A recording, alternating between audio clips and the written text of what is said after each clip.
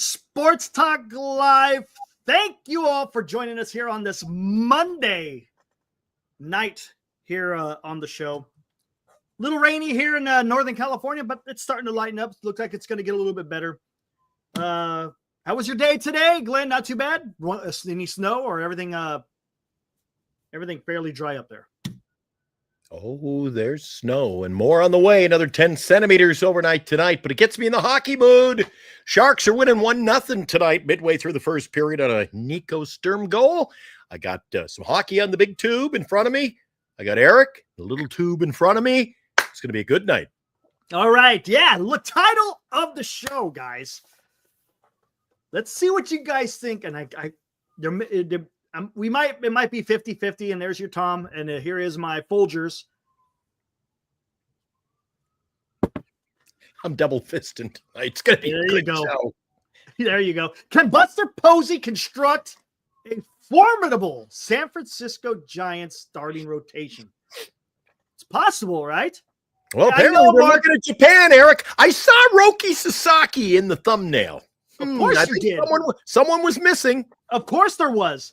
Yeah. Hey, real quick, a quest from the chat. What the hell is a centimeter? We don't here on Giant Sports Talk Live. We don't do the metric system here. No sure metric system. I've already done it. Let's go inches. We got to go with the inches.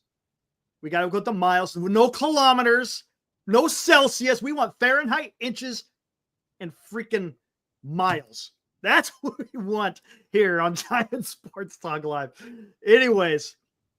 So, yeah, guys, all right. Is it possible? Honestly, is it possible? Did you guys see the road? Did you see the thumbnail? Did you see who I had in the thumbnail? Who was that? Who was that starting five? Who was the starting five? Ray, Sasaki. I didn't look close. You got two. Ray, Sasaki, Birdsong, Snell, Sugano. That's it. There we go. I nailed it. Webb. Yes, there we go. I didn't forget him. No. Exactly. And guys, before we get deep into this, all right, if you guys haven't caught, there was a podcast out there by Jason Stark. He's got a podcast called The Windup, and guess who he interviewed? Take a guess. Buster Posey. Fantastic interview, guys. 15, 20 minutes long, somewhere around there. Mm-hmm. You got to kind of fast forward the first 10 minutes and then don't listen to the last 10 minutes, something like that. But go listen to that interview. Very good. How long was it? Posey. The interview lasted about 15, 20 minutes, somewhere around there. So you just said fast forward through the first 10 minutes and don't watch the last 10. So because it's because he was the main attraction, and they had the stuff in the middle. Okay. He was the shit that don't matter. The fluff, if you will. Okay. All right. So what was the gist of the show? Give us the skinny on it. Just talking about again, he talked about creating memories. He also talked about the future of the Giants is they're going to have to lean on these young pitchers. He mentioned, of course, by name, he mentioned Birdsong, Roop, Harrison. He mentioned those three specifically. And guess who is leading the way? Take a guess. Who is going to lead the way for the rotation? Webb. Of course, Logan Webb. He said that. That came straight out of the president of baseball operations' mouth. Webb will lead the way with this young rotation. Anyways, if you fun. guys haven't got a chance, go take a look at it. All you got to do is go on Twitter, search Jason Stark, and you should be able to find his podcast called The Windup. Fantastic interview. I mean, I'm telling you, Buster Posey, he is going to do a fantastic job. Just the way he knows how to conduct himself. It was a fantastic interview. Right on, babe. We'll get into this. All right, here we go. So, apparently, Marcus, Eric has informed me we do not use metric here. So it is what it is. Not the metric system, but yeah, gotcha. All righty. Okay, so can that happen? Every team in Marcus says every team in baseball would love to have him. All right, let's put him out there. See what we can get. He's gonna be in the rotation. So here we go. The three. We have 3 of the 5 already, right? We got Webb, got Birdsong, we got Ray. The next 2 is going to take some recruitment, right? One of them with money, the other one with the history of the organization, selling him on what the future is going to look like for the San Francisco Giants. It's not out of the realm of possibility. He says, Harrison, I think you should trade Harrison. That's what I'm thinking, Marcus. Trade Harrison. We talked about this last night. Free agents go after their pitchers. For position players, try to go with a trade if you can, if it's possible. Again, we'll see what happens. We just don't know. We don't know what Buster Posey is doing. Obviously, he's working stuff. He also had some other quotes talking about his former agent, who's now his advisor, Jeff Berry, called him a gunslinger. He called him a gunslinger. So again, what does that mean? We don't know. We'll find out. We're gonna find out. And that I'm glad he said gunslinger, because that could be a future thumbnail right there. Yeah, as long as he doesn't shoot himself in the foot, man. Let's see. That's a good side. Not opposed to trade him, but I think he actually he is. No, don't get me wrong. But Marcus, who would you rather take? Would you rather take Harrison or Sasaki? Or you could say both. If you want to say both, that's fine. If you want to, that's fine. Because when Ray is gone, maybe you can have Harrison have a bigger role. He goes, I truly think Sasaki goes to the Padres. Here's the thing. We don't know what is going on with Sasaki. Not at all. I'm not going to sit here again. Try not to get caught up in the whole social media stuff, because people will just throw stuff out there. I mean, you look at it and you go, okay, well, maybe something's going to happen here. Maybe it's not. You just can't take it for as gospel, as you would say. But if you have a chance to get someone big, Marcus, I would trade Harrison. I mean, let's think about this. The biggest reach, of course, out of all of them is probably going to be Sasaki, right? That's going to be the biggest reach. But it's not out of the realm of possibility. Not at all.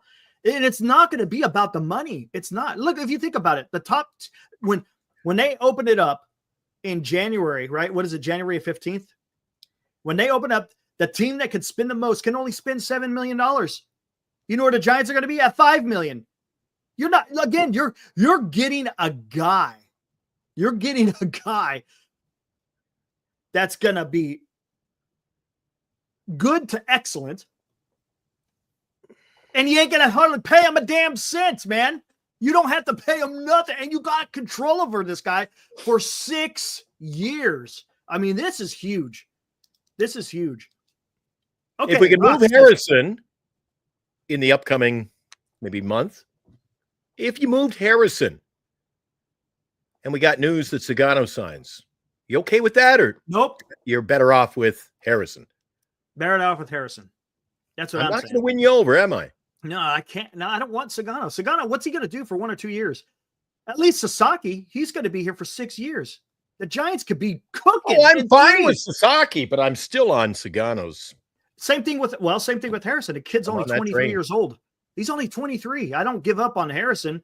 The only way I give up, again, is if you're getting something huge in return. Okay, let's talk about this. I want right here. So Ray, I think is going to be better, guys. Be careful. Gold Rush, I'm telling you got to be careful on Ray. The guy just came back from Tommy John. Let's see what he could do being that far removed from Tommy John. By the time the season starts, he's going to be almost a year and a half away before he had I like it. Tommy John. Actually, no, almost 2 years away from when he had Tommy John. Get both Sugano and Sasaki. Oh, look at that. The guys are coming in on Sugano, Eric. I've won some over, I think. I'm starting to get some traction on that. Look, the problem I have is if we're worried about trying to get Sugano, then we got bigger things to worry about. Oh, we have bigger problems, Eric. Bigger problems. No doubt about it. But here we go. A lot of people are saying, "Oh, Roki Sasaki, it's a done deal. He's going to go to the Dodgers, right?" May very well be true. We don't know, guys. We don't know. He could go to the Red Sox. He could go to the Yankees. He could go to the Braves. He could go to the Padres, Eric. He could go to the A's. Go to the Minnesota Twins. You don't know. Let's just throw a dart tonight. This is why. This is when you really got to sell your product. You have to. You have to sell your product. You got to have a vision. And look, the Giants have a lot of success with starting pitchers. So again, that could be an advantage that the Giants have. Man, I'm telling you, yes, Roki could go anywhere, and every team wants him. Absolutely, Marcus. 100%. So how do you sell him? How do you sell him? To come to San Francisco, guys. Right? Is there, honestly, let's come on, let's be honest. Let's not think about the last 6 years, even though it's part of the Giants' history. Why wouldn't a starting pitcher want to come to San Francisco? There's a couple of things, right? I can think of one reason why he wouldn't. Why is that? Because a pitcher or a player or a fan who goes to Oracle Park want to see wins, Eric. Absolutely. And he could be part of that. He could absolutely be part of that. I like playoff runs, Eric. It could, depending on what else they do, of course. But again, so you're telling me you're going to try to sell players on, we want you. Because without you, we don't know if we can get over that hump. That's not true. Because look, there's been times in the past where the Giants have had fantastic teams. Did they get to the World Series? Maybe once. Did they win the World Series? For every team in baseball. Exactly. That's what I'm trying to say. So you can't sit there and say that because right now the Giants aren't winning, that, oh, it's never going to happen. That's not true because it could turn around. Give it 3 years, but right now you seem to be painting this team with a neon brush, Eric. No, I'm not. I'm looking at the future. I'm not worried about 2025. I'm not even really worried about 2026. Again, this is predicated if you're putting the pieces in place where they're going to start winning.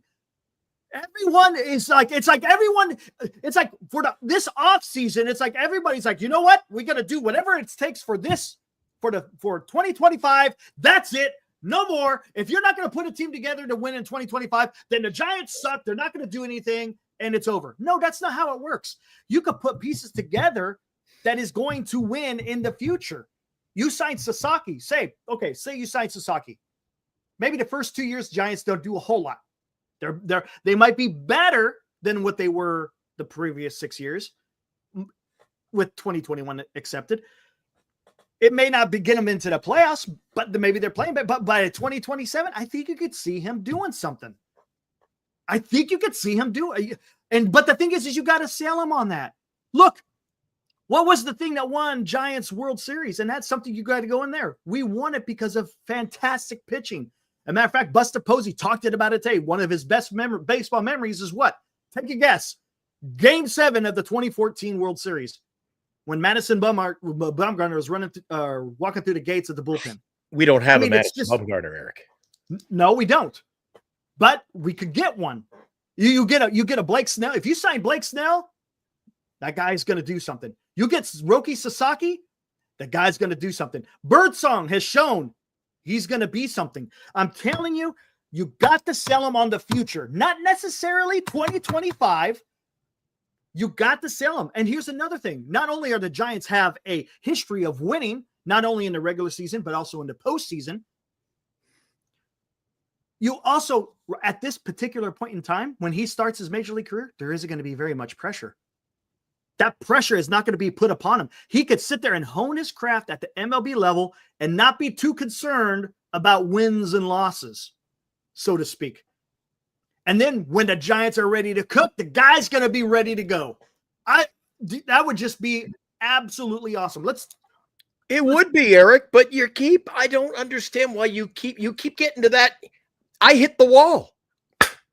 I hit a wall, and you hurdle that wall.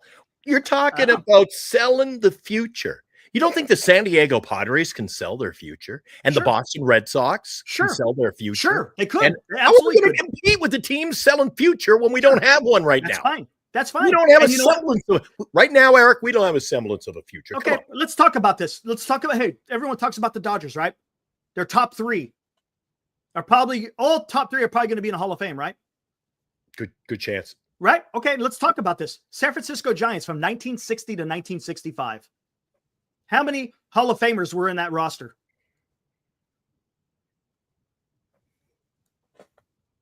What is this? I know Glenn poo-pooed the idea of Roki being the same age as Harrison and Birdsong and Wisenhunt. I have no idea where that came from. All right.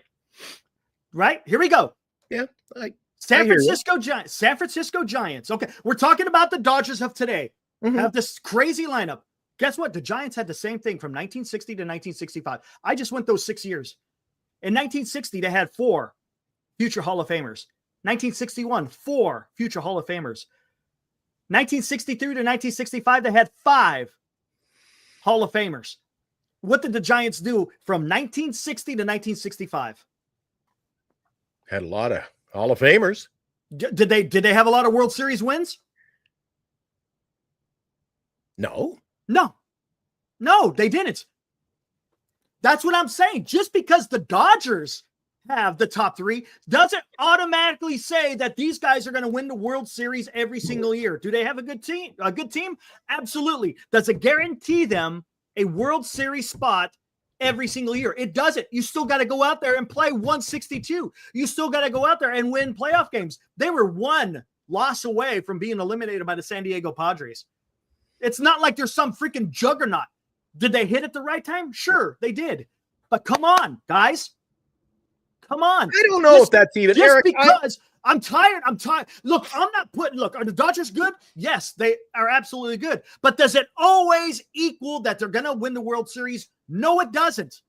Again, the Giants had future Hall of Famers for 6 years, and they never won one World Series. I see where you're coming from, Eric, but you can't even – that can't be a discussion. I got to agree with some of the guys in the chat tonight, Eric. I got to agree. Cryptic.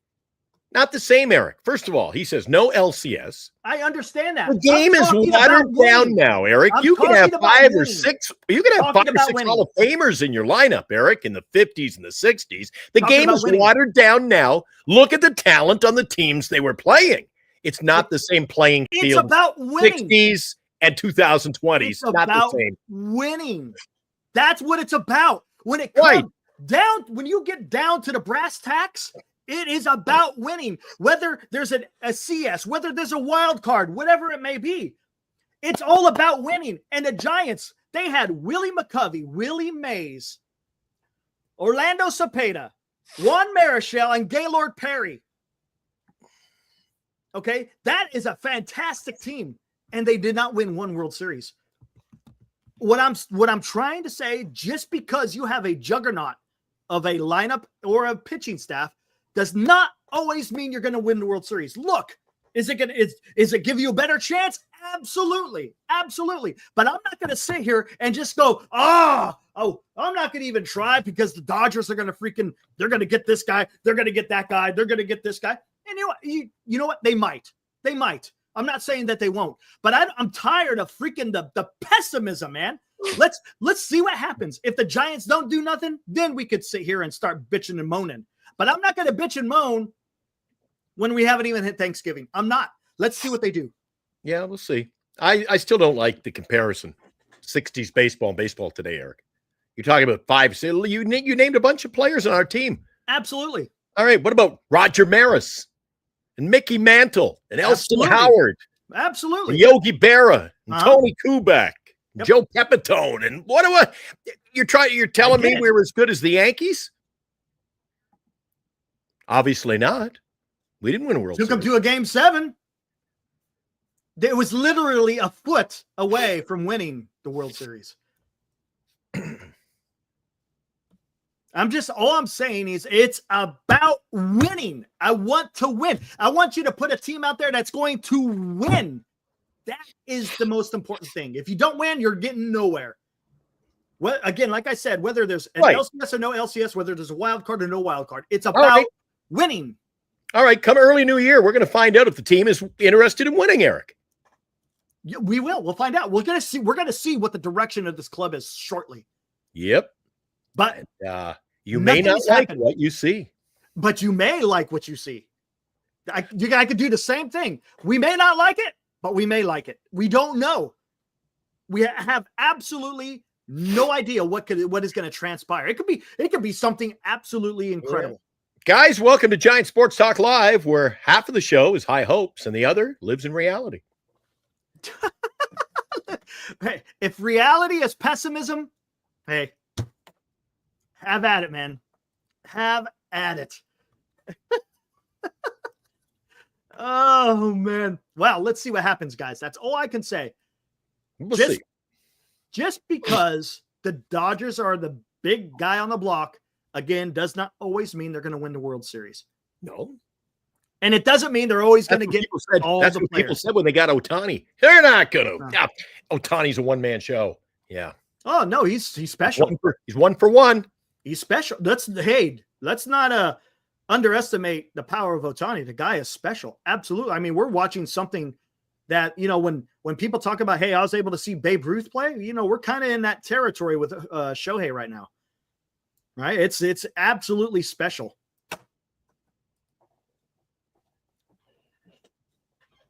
Obviously, Eric never worked. Obviously, he wouldn't have. I like it. Might not like it. It's not about sales, man. I'm just telling you how it is. Oh, it's going to be about sales when they can't sell. How it is as far as how I feel. There we go. But it's again, we all you could do, because again, Mark, do we have a seat at the table? We don't. We don't have a seat at the table. So all we could do is sit in a chair or on the sofa, wherever you may be, and refresh Twitter over and over. That's all we could do. Which I do quite a bit during the day. Found myself doing that today. Yeah. Didn't see a thumbnail up there. I said, oh, maybe Eric's watching something. Nothing there. As Ryman Paul Simon said, it was late in the evening. Eric put the thumbnail up. Yep. What's up, PJ? Well, you have to compete and make the playoffs to have a shot at the World Series. Absolutely. And hey, PJ, love the avatar. Fantastic.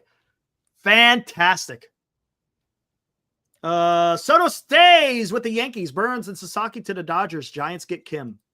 Let's see what happens, man. That may be what it is, but let's wait. And then what are you? And then what are you going to preach to us, Eric? And then I'm gonna say this is a bunch of bullshit. That's what I'll say. All right, there we go. But we can't say that now. All right, as of today's roster, Eric. Today's roster. Today, I'll do it again. On this Monday, November 25th, are we a 500 team next year? With what we have today. If it's open, I can't answer that question. We're not. It's not been put together. We have an incomplete team. It has been put together as of today. Hasn't. I know. You want me to bring it up? I know what's on our roster as of today. That's not what the roster is going to be come April 8th, whenever the first day of freaking the major leagues are. It's not. Hey, Eric, you just don't want to admit that we're as bad or worse as last year. You can't do that. It could well, be I'm worse. doing it. I can do it, and I'm doing it. I'm doing it every day. We're not as good as last year as it stands today. But today means nothing. Today means nothing. Eric, it could mean more than next month. But we don't know that. What are you going to do? What if Giants get get Sasaki, they trade for, or they get Snell, they trade for, let's say they trade for Bellinger, And they also get Hassan Kim. Grand and Marcus back to back, asking me like based on what? Same philosophy. We weren't a 500 ball team last year, Eric. It's not the philosophy is not the same. We weren't a 500 team last year. Right now, we don't have Snell in our roster. We don't have Snell. So we're actually worse on paper than we were last year. But we could. It's not. We could. Eric, couldas and wouldas and maybes and ifs and buts. Eric. That's not because the offseason has yet to begin. There are so many players out there, guys. There's so many players. I know. And the rich are going to get richer. And you'll see what we get next year. We don't even know yet. Why are you so pessimistic? Why do you think the Giants will not get players? Why? Why? Mm-hmm. Why? Mm-hmm. What is our track record, Eric? What is our track record? Don't talk to me. Oh, new regime. Oh, it can be different tomorrow. Eric, this team has done nothing. You haven't won me over. They haven't won me over. You're talking about, oh my God. Why don't I have faith? Why don't I have belief? Nothing to believe in. Okay. Who did the Dodgers sign last week? You tell me. Nobody. Who did the Padres sign last week? You tell me. Nobody. Who did the Mets sign this week? Nobody. Who did the Giants sign? Nobody. Nobody. Because it hasn't begun yet. They haven't signed yet. These guys, the free agents are still out there. All right. So what you're telling me is bring the negativity to you, say, first week in January. It could. It's a possibility. We could either be. I'll keep it zipped then. I'll keep it zipped and I'll unleash on you in January and say I freaking told you so. We could. It's not about a he said, she said, or I told you this or I told you that. It's about what is unfolding right before us. Because if they sit there and they go sign all these players and the Giants are significantly better, then we're going to be like, hey, what did we say on November 25th? Oh, it doesn't matter because the Giants are different now than they were before them. Now, if they don't do nothing, I'll be right here saying, hey, the team freaking sucks. Grand, I'm not. I'm not ignoring Ramos and, well, we're not winning. Come on, Fitzgerald. Oh, boy. Can have Fitzgerald for a whole year, Eric.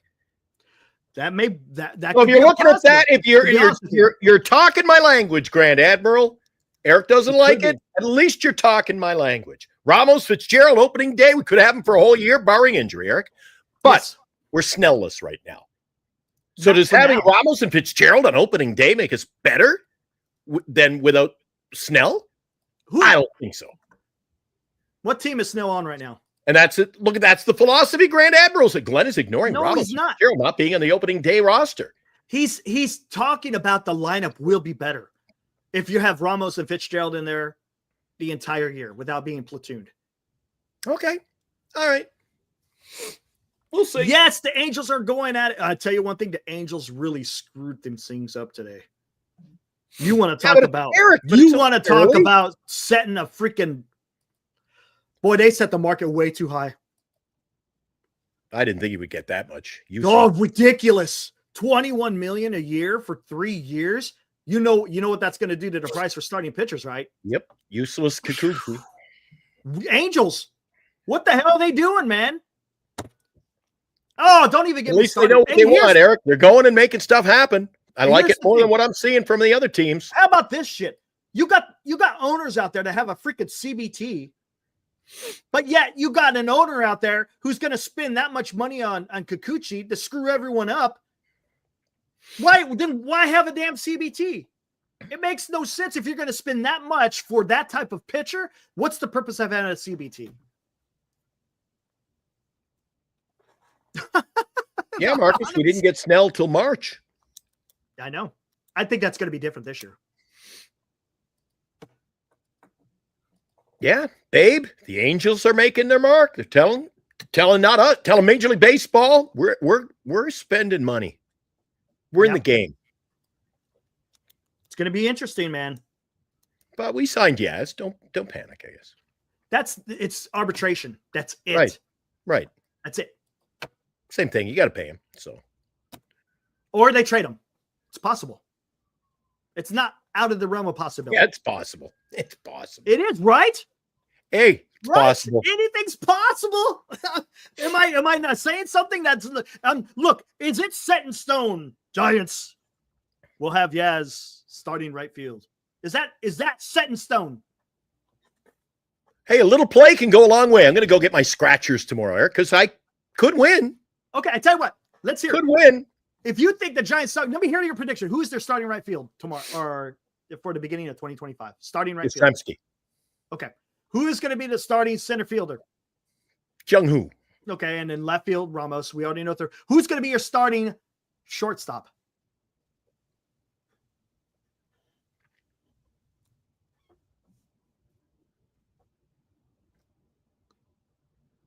I think it's going to be Fitzgerald.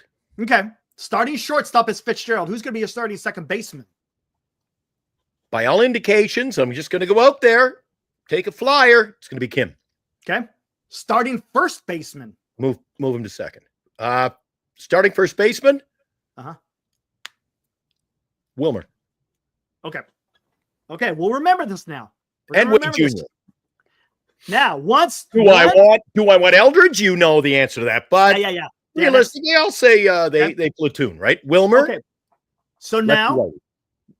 So now, this is what you said. Now let's see what happens in the offseason. And once it's all completed, then we'll see if Yaz will be in right field, if Fitzgerald will be at shortstop, and if Kim will be at second base. What about starting rotation? Who's going to be anchoring up? We'll just go with the 5-man. Webb.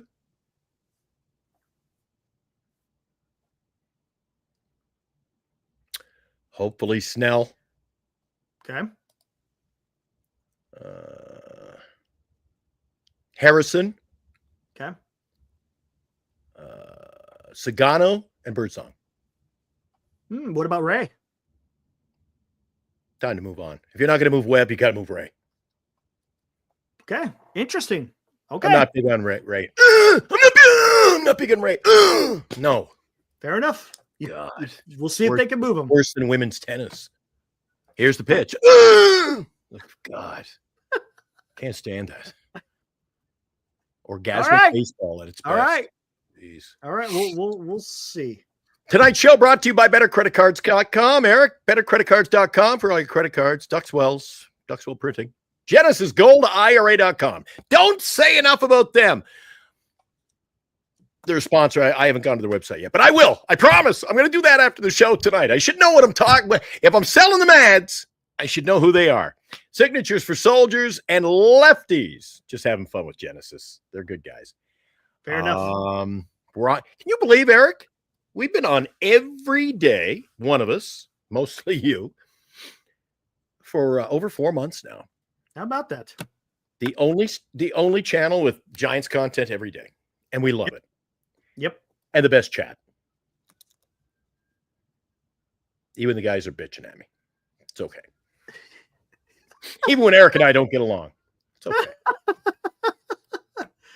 All righty. Well, I ain't getting you anything for Christmas. You're on the naughty list, Eric. Second period has just started in San Jose. By the way, the Sharks 1-0, 19-15 to go. Second period.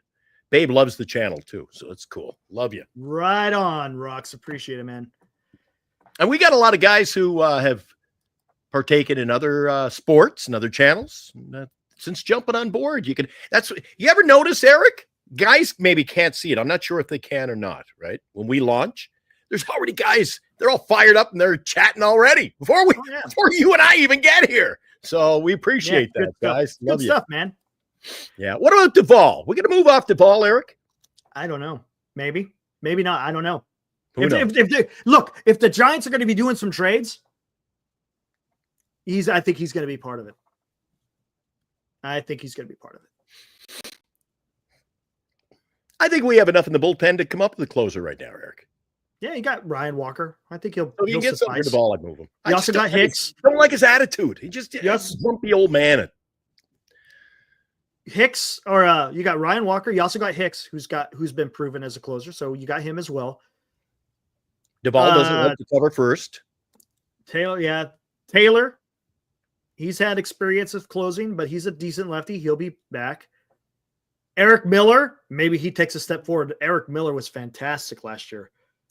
He was fantastic. That's why I like him. I want to see more Eric Miller. What about Randy Hicks? Rodriguez, electric stuff. What about Hicks for setup man? Hicks could be a setup man. Yep, Eighth inning absolutely. guy. He could be. He could absolutely could be. Romano Yeah, and absolutely, Finnegan. Marcus. All right, Romano and Finnegan are available, but then I have to question, and I can't just jump in and say, well, we were looking at that. We were doing the show when they were released. Remember, Eric, last week? Mm-hmm. We were actually on live. Romano, not signed. Finnegan, let go. Yeah. So I'm not just jumping in both feet saying, oh my God, let's sign one of those guys. Don't need them. Is there a downturn? Like, you got to question why they let guys like that go. Yeah, there's got to be a reason, right? That's a little bit weird, but So I wouldn't touch them for the simple fact you're just spending money where you don't need to spend it. You got to spend money where the need is, and right now I don't think the bullpen is a need. Bullpen is not a need, not at all. 1-1. Kings have scored. It was a bad goal. Oh, geez, the guy in the Kings jersey, the white and black jersey, wearing an LA Dodger hat. Daniel says, I think the Giants are over the Doval experience. It's possible, man. I hope so.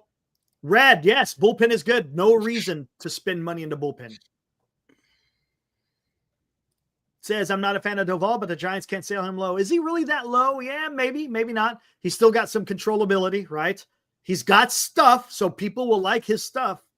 I don't think he is as low as we think. I think maybe other clubs could see maybe he wasn't really managed correctly here in San Francisco. Possibly. Who knows? George, what is up with Tanner Scott? My God, you're in all the time on Tanner Scott, and you're one of the few. So what is that all about? They don't need Tanner Scott, to be honest with you. I don't think they need it. I don't think they need it. And the question of whether Duvall is here next year is dependent on if this team makes any deals. It's just dependent. I mean, if this team isn't going to be trading, not going to be doing much, then I think he's going to be back. If they start wheeling and dealing, like you say, Eric, who knows? If they get some wheeling and dealing, we got 2 or 3 trades. Oh, where the hell? Here, hold it. I might actually have moving. Oh, son of a gun. I think I do. Sportsman's in on the Twitter, the X. I like to call it Twitter. I don't like the X. It's like ZZ Top. I heard it on the X. Sportsman, 1974. It is 1-1. Clark has just scored for the Kings. Boo. All right, here we go. You want to hear it from the man himself? Right on. This back, is back to baseball, Sportsman. Giants lack talent. That is their biggest problem, Eric. They can address some of that this offseason. They can, but will they? Let's see. We don't know. It's a question mark. Big question mark. All right, here's Buster Posey talking about his new advisor, Jeff Berry. Let's take a listen. Friend of the podcast, Jeff Berry, was on a bunch this year with us, talking about a lot of different topics, and you just announced that he's coming on board with you as essentially an advisor role. What does he bring to the table in your eyes? Yeah, Jeff's great. Jeff is, I've known Jeff since I was, I guess, 18 or 19. He was, my former agent. And as you mentioned, him being on, I've listened to him on the podcast, and it's a lot of stuff we've talked about over the years. I think what Jeff brings is one, I trust him. 2, I think that he brings in a lot of creative thoughts and ideas, and he's not afraid to shake things up. And I think that's important. I'm more measured probably and less likely to just be somewhat of a gunslinger. Jeff's a gunslinger. And I think that's great to bring that personality in. And when you're sitting down and talking players in different scenarios and having somebody like that maybe is going to have an out of the box idea that you initially might laugh at, could spark something within the group. So I'm thrilled that Jeff's willing to come and help. And I think he's going to be a key contributor for us. Eric, I'm not laughing. I am not laughing. Did you hear what he just said? I'm not a gunslinger. He's gonna, I sense the Posey. And what does he say? We brought him in as he's just a sounding board. I make the decisions. I'm not a gunslinger. It's going to be the same old. Prove me wrong, Buster. I think it's the same old. This is what you got to do, though. You got to have different voices in the room. And he may make, and look, if Jeff Berry goes out there and makes some crazy idea, maybe Buster goes, you know what? Problem is Buster's an owner. He's got money in this, Eric. He's got skin in the game. So I think if he has a thought, he's doing it his way. Oh, absolutely. He's the guy is, he's the final decision maker. It's his job. He is the president of baseball operations. Babe, you like that? The fact that Buster's not a gunslinger? Come on. We need a gunslinger. We need Buster to say, I'm going to be a gunslinger, make things happen. You got to have different points of view. Always. You cannot have a bunch of yes men. You can't. If you have a bunch of yes men, what the hell are you going to get accomplished? You're not going to get anything accomplished. You got to have to hear different points of view. Exactly. And then you make the decision, and that's fine. I'm good with that. It'll be I 4 absolutely years of bad baseball, I'm Eric. good with that. Absolutely fine with that. There's no reason why we should not believe that Buster Posey isn't going to do best to win with this organization. Why would Babe, I think would Babe he? misunderstood. Buster's saying, I'm not a gunslinger.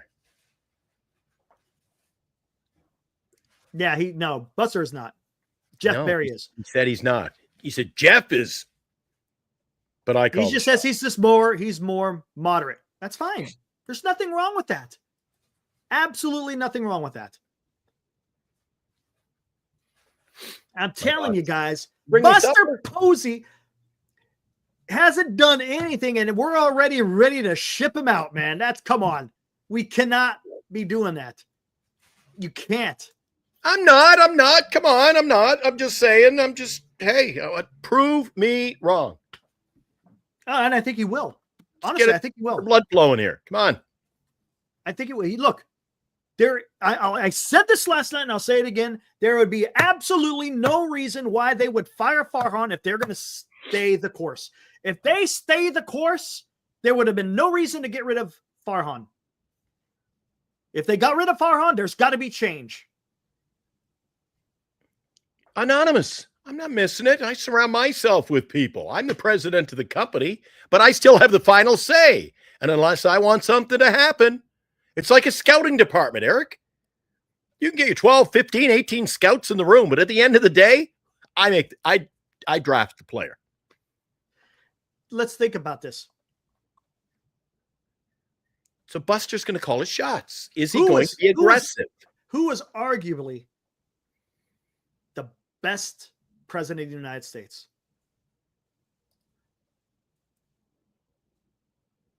Oh, I only talk prime ministers on this show. Sorry. Fair enough. Abraham Lincoln, arguably the best president that the nation has ever had. You know who he surrounded himself with? Not a clue. Rivals. Guys who wanted his job. Salmon Chase. William Seward. He surrounded himself with guys who wanted the guy that got his job. shot same night? Seward. He got shot in the face same night. Yeah. Yep. These are guys who were almost diametrically opposed to what Lincoln wanted to do. Okay. And you know what he did? He brought him in to be in his cabinet because he wanted to hear different points of view. Again, it gives him a better understanding on what's before him. But guess what? Where did the buck stop? The buck stopped with Abraham Lincoln. Okay. Right. So you cannot in any way, shape, or form say that Buster Posey is doing the wrong thing by hiring guys who are different than what he thinks. Come on, man. I'm telling you, I am not. If you listen to his interviews and the way he presents himself, the guy has something. Buster Posey has something. There's no doubt about it. Guys, if you're just joining us, 10 minutes ago, Eric was talking the 1960s. Now we're back in the 1800s. Oh, geez. We're going back. We're going backwards. We're going backwards. Hey, things don't happen in a vacuum. Things don't happen in a vacuum. You got to understand the past to understand what is happening now. I'm telling you, man, Buster Posey, look, is he going to turn this organization around in one offseason? Absolutely not. Yes, he did, Steven. I heard about that. Talking about Mad back with Corn Pop coming back to the organization. How about that? What for? What's that? Mad Bum? What for? Oh, yeah, I forgot. You got to keep it all in the family. You got to teach the young guys, man. Teach them the experience of what it's like to be a starting pitcher. And bring in coaches that matter. Oh, they have coaches. He's probably not going to be a coach. He's probably just going to be a coaches that matter. We don't have any coaches that matter, Eric. When are we going to surround this team with guys with experience? We need experience, man. Oh, Mad Bum doesn't have experience? Being a coach? Okay. If he's going to be if he wants to be a pitching coach, bring him up from AAA 4 or 5 years. Let him. This is what I'm saying. He's not going to be a coach. Nobody earns their stripes anymore, Eric. He's probably going to be a special advisor to Buster Posey, which is fine. Special advisor. Don't you wish you and I could get a special advisor job? Oh, that'd be awesome. That'd be fantastic. God, I wish I could get a special. That'd be absolutely fantastic. Let's think about this, though. Being a special advisor, Mad Bum could go talking to all these young pitchers, tell them what it's like to be in the big leagues, pass on some words of wisdom. Hey, this is what I did in this situation, whatever it may be. The guy could bring a lot to the organization. He could.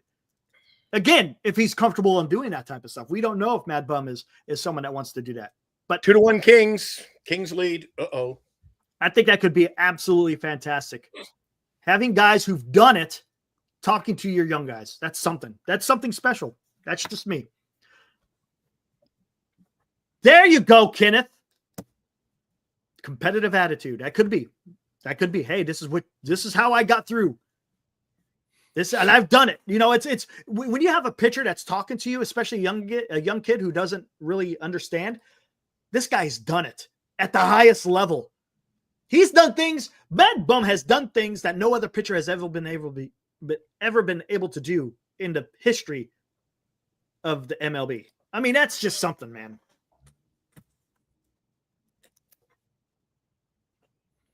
Got to give advice to Posey killing snakes around Werkel. Vogelsong, he could be another guy. That's another guy that could bring a lot to the organization. He's been in the lowest of the lows and the highest of the highs. Absolutely, Mercatna. I think Vogelsong could be another guy to do that stuff. Matter of fact, I think he was doing that with the organization. Eric, do you have any problem? Any issues with bringing guys with experience into this organization who haven't been Giants? Why does this have to be an all in the family situation? This team, it's always bring these guys, sign this guy back. Oh, he was a great player 8 years ago. Let's sign him to a 2-year deal. No, let's bring him in, an executive. Why? Well, because he was a great player here. I don't care. Bring me good players and good executives and coaches, Eric. Why is that? We should sign this guy. We should sign Rhys Hoskins. Why? He's Bay Area kid. Who cares? Who cares, Eric? No, I don't do the let's buy local bullshit. Fair enough. I get that with free agents, but you wouldn't want someone that was played for an organization and was able to achieve great things with the organization as an advisory or as a coach. Would you be against that? You don't want guys that have come from this organization could speak to the people that are in the organization. You don't fly them in once in a month. They do that anyway. Fly them in once in a month every Sunday. That's what it's about. Yeah, that's fine, Eric. That's what it's about. That's what being a special assistant is about. I got no issue with that. Look, as far as free agents, yes, that's stupid. I don't like hearing if they're going out for a free agent. I'm tired of he's a Bay Area. Yeah, that's stupid. I agree. You got to go out there and get the best talent. It shouldn't be based on quote unquote they're from the Bay Area. I don't like that. But as far as a coach or an executive or a special advisor, I think it's important to get someone from your own organization. I mean, do you want to go get Sandy Koufax, who was a Dodger, to be part? You know what I'm saying? You want him to be a special advisor because he's a Dodger and he's going to want to stay with the Dodgers. There's history there. He's got some loyalty. Fine. There's nothing wrong with loyalty. Loyalty goes a long way to a certain extent. Now, can it also be a little bit too much? Yeah, absolutely.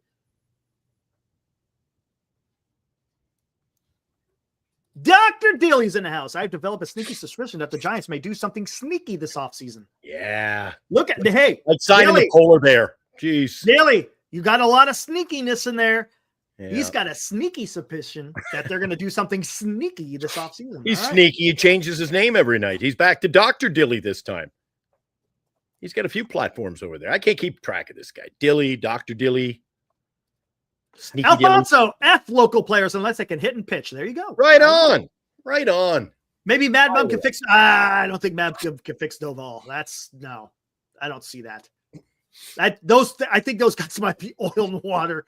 They might be oil and water. That might not guys be. like you and I do shows like this online, Eric. Don't you agree that every year somebody throws out a name, and the more they talk, it's like political. The more they talk about it, everybody believes it, and before you know it, they throw out some name and it grows legs. We got to get him, Eric. Oh, my God. And I'm like, what the hell are you talking about? Well, he's a Bay Area kid. Be a great fit. Rhys Hoskins. Got to get Rhys Hoskins. Bay Area kid. I don't give a damn. I get it. It's one of the things that really pissed me off last year was all this. Get this guy and get this guy. Oh, he's a Bay Area kid. Oh, he'll sell tickets. No, he's not going to sell tickets. Nobody's going to watch Rhys Hoskins, Eric. Yeah, I get it. Well, yeah. Too much bullshit. Wait, did he sign? I think he signed, didn't he? Yeah, he did. As long as it was somewhere else, Eric. Yeah, there we go. Somewhere else. What else we got? Oh, Johnny, want to know hey, Johnny, go check out Jason Stark. He's got a podcast called The Windup, and he interviewed Buster Posey. It's a really good interview. You want to go take a listen, man. Goes over quite a bit of things. I think you'll like it. I agree with Daniel. I'm glad you're saying that. I'm also nostalgia'd out. Bernice is the same way. We go to the games, and she goes, what's with the nostalgia of this organization? They got to have it's Mad Bum Day. Well, I said, didn't they do that a couple of years ago? Oh, it's Mad Bum Sunday. I go, how many times do we have to have a Mad Bum Day? And we have, it's the 2016 Giants Day. I go, well, you did that 2 years ago. Wait, come on with the nostalgia. Let's build some nostalgia. No more anniversary celebrations, homecomings. Pablo couldn't get a belt that fit him in Boston, but got to bring him back, Eric. Why not re-sign him? I couldn't believe that day when they re-signed him. Yep. And then Romo, at least it was the final exhibition game. I was at the exhibition game. Romo comes in to pitch. I'm like, that was ugly. What are we doing? Oh, yeah. And it wasn't pretty. But it doesn't matter. The game base hit, double, base hit, double, base hit. And then it didn't matter. It was exhibition. It was one of the best things that our manager did. Take him out of that game. Yeah, It was an exhibition, though. It meant nothing. It was still 0-0 as far as win-losses. Now, I could care less. But you know what? I think it is important to do some nostalgia because it shows players who are going to come to the Giants that they value their players. Come on, Mark. Come on. You're being ridiculous, Mark. Now, Mark says, Glenn, are you pissed off at Willie Mays getting a Memorial Day? Come on, man. Come on. No, that's not what's pissing me off right now. The nostalgia is this is distracting from reality. Alive, there could be some truth to that. Absolutely. Don't look at it. So what's going on over here? Look what's going on over here. But to an extent, I think you should honor certain players that contributed to the organization. Again, to show that, we cared about what they did when they were here. I got no issue with that. But if you're using it, as you say, as a distraction, then that's, now you have ulterior means of what you're doing. You're trying to cover stuff up. I don't like that.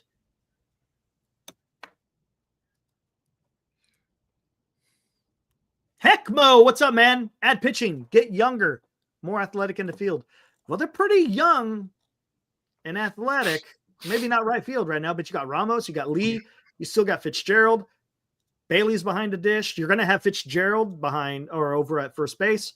Chapman is still good at third.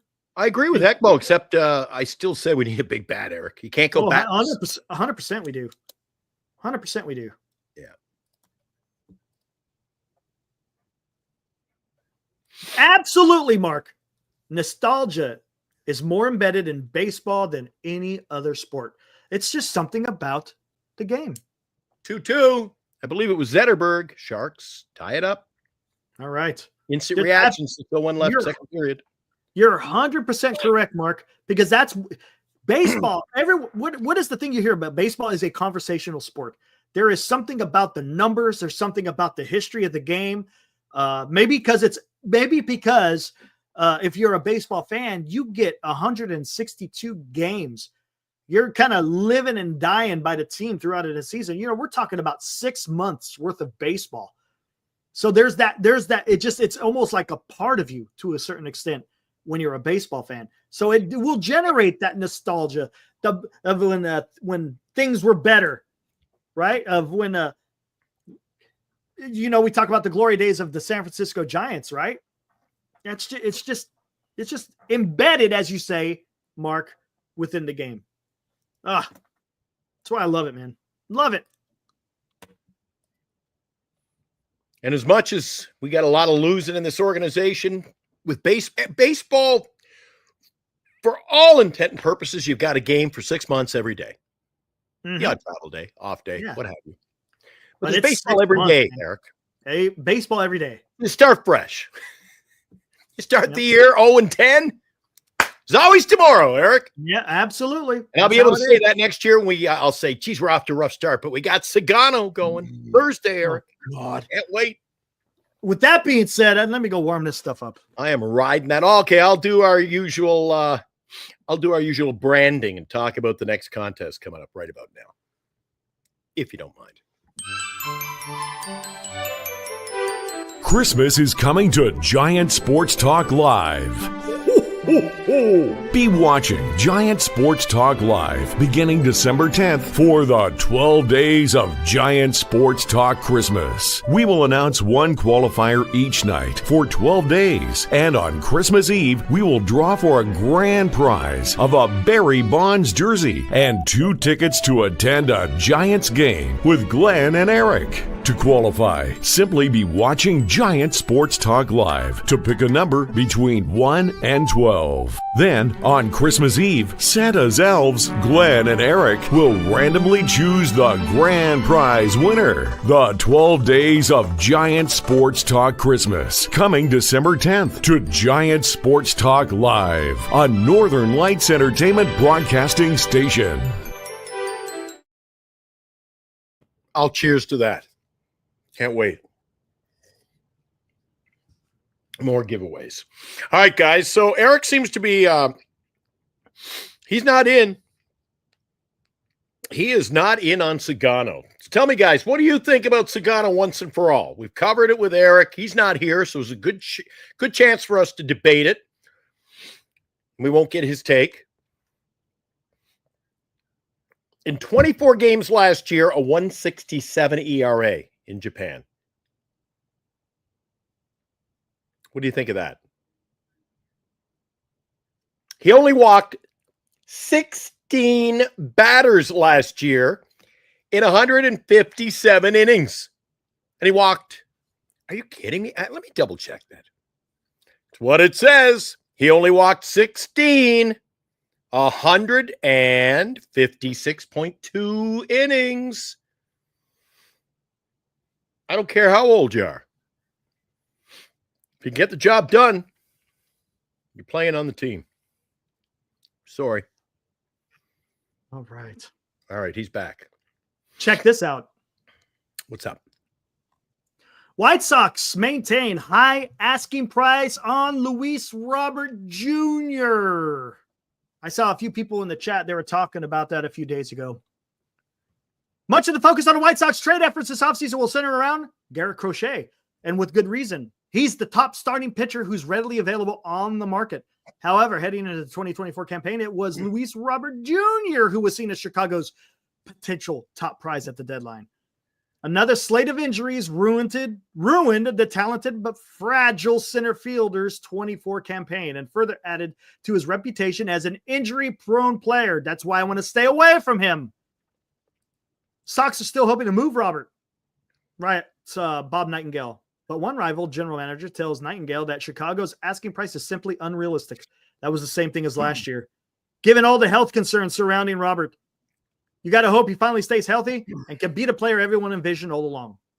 That GM said. But the White Sox are acting like he's some big star center fielder and asking for your top prospects. I don't know. I don't see that happening, guys. No. I don't see that one happening. Nope. I would not touch freaking Luis Robert. Not at all. Again, he's just too injured. I've said that. He's just too injury prone. I don't want nothing to do with him. If you're going to trade, you got to get someone else that's going to be on the field freaking at least 150 games, right? 150 games? At least, at the minimum. You want to at least play 150, right? Maybe more if you can. You know how it is. Yeah, barring injury, but, who doesn't get injured these days, Eric? How many Tommy Johns are we going to see? Jesus. Yeah, we'll see. Now you're seeing players, not just pitchers, getting the Tommy John surgery. Play Tibbs instead, says PMGA, and maybe, yeah, that good. Daniel says that Roberts wasn't inspiring last year. Nobody was inspiring on that team. Robert. Oh, yeah. No. Nobody was inspiring. There was nothing inspiring with that team. I wonder who's going to get Crochet. I think Crochet is going to move, but I wonder where he goes, man. That's going to be interesting. He's going to go to one of the big players. Padres, Dodgers, Braves, Blue Jays, Boston, Yankees, one of those. Who's got a better selection of prospects is going to be the question.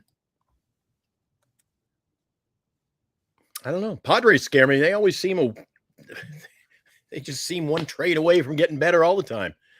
Good GM moves down there. You mentioned on the show the other night, he pulled off some dandies, Eric. Who's that? Preller in San Diego. Oh, yeah. Absolutely. Got Arias, was able to get Tanner Scott. The one. Arias, and people out there knew Arias was available. Yeah. He struck first, man. Struck early, too. Didn't he get him in like May?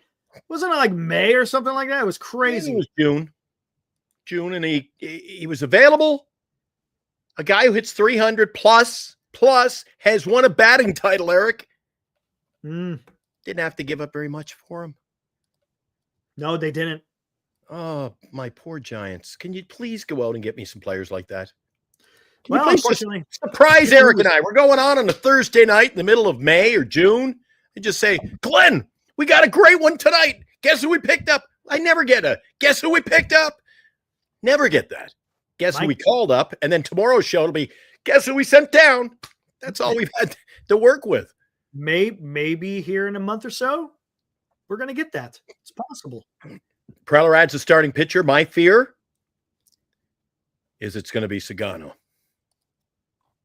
Phew. They're in on him for about $15 million a year, Eric. Maybe he goes to the Giants, though. He looks good in a Giants jersey, Eric. From one Giants jersey to another. I'd like it. I think the Giants should do better. That's just what I'm saying. They should. Well, they should. They should. Let's see. Gosh dang it, we'll see. Well, yeah. Oh, ye of much faith. Hey, until he proves me otherwise. I mean, was I saying this with Farhan? Absolutely not. Are you talking about Buster? Until he proves me otherwise. So you and I are both using the same slogan. Until he proves me otherwise. Yeah, absolutely. Same old. The only thing is I put a little bit more faith in Buster because he's done it at a high level as a player. What did Farhan do? Dumpster dive. Right? Come on. Preseason, regular season, trade deadline. Buster Posey. And it's funny. I talked about that in a show not that long ago, talking about the leadership of Buster Posey. Jason Stark talked about the leadership of Buster Posey and how he was a leader of that team. So, I mean, that's what it takes when you want to be the president of baseball operations. You got to be a leader. He even said, as far as like contractual stuff, he says he's not very high on that stuff. So he uses Jeremy Shelley. He's the guy. He's been with the organization for like 30 years. So he understands all the contractual stuff when you want to try to sign and trade, whatever. So he knows the quote unquote, the guts of what needs to be done. Do you like Kodai Senga? Yeah, why not? You do? Problem is, can he stay healthy? Because didn't he have a shoulder issue as well? Well, we'll have to find out if Sugano can stay healthy because he may be older, but he has better numbers than Senga in the NPB. How old's Senga? Senga? I could look it up, but I would guess. How old Senga, guys? 26, 26? I'm going 26. Let me see. Take a look. Let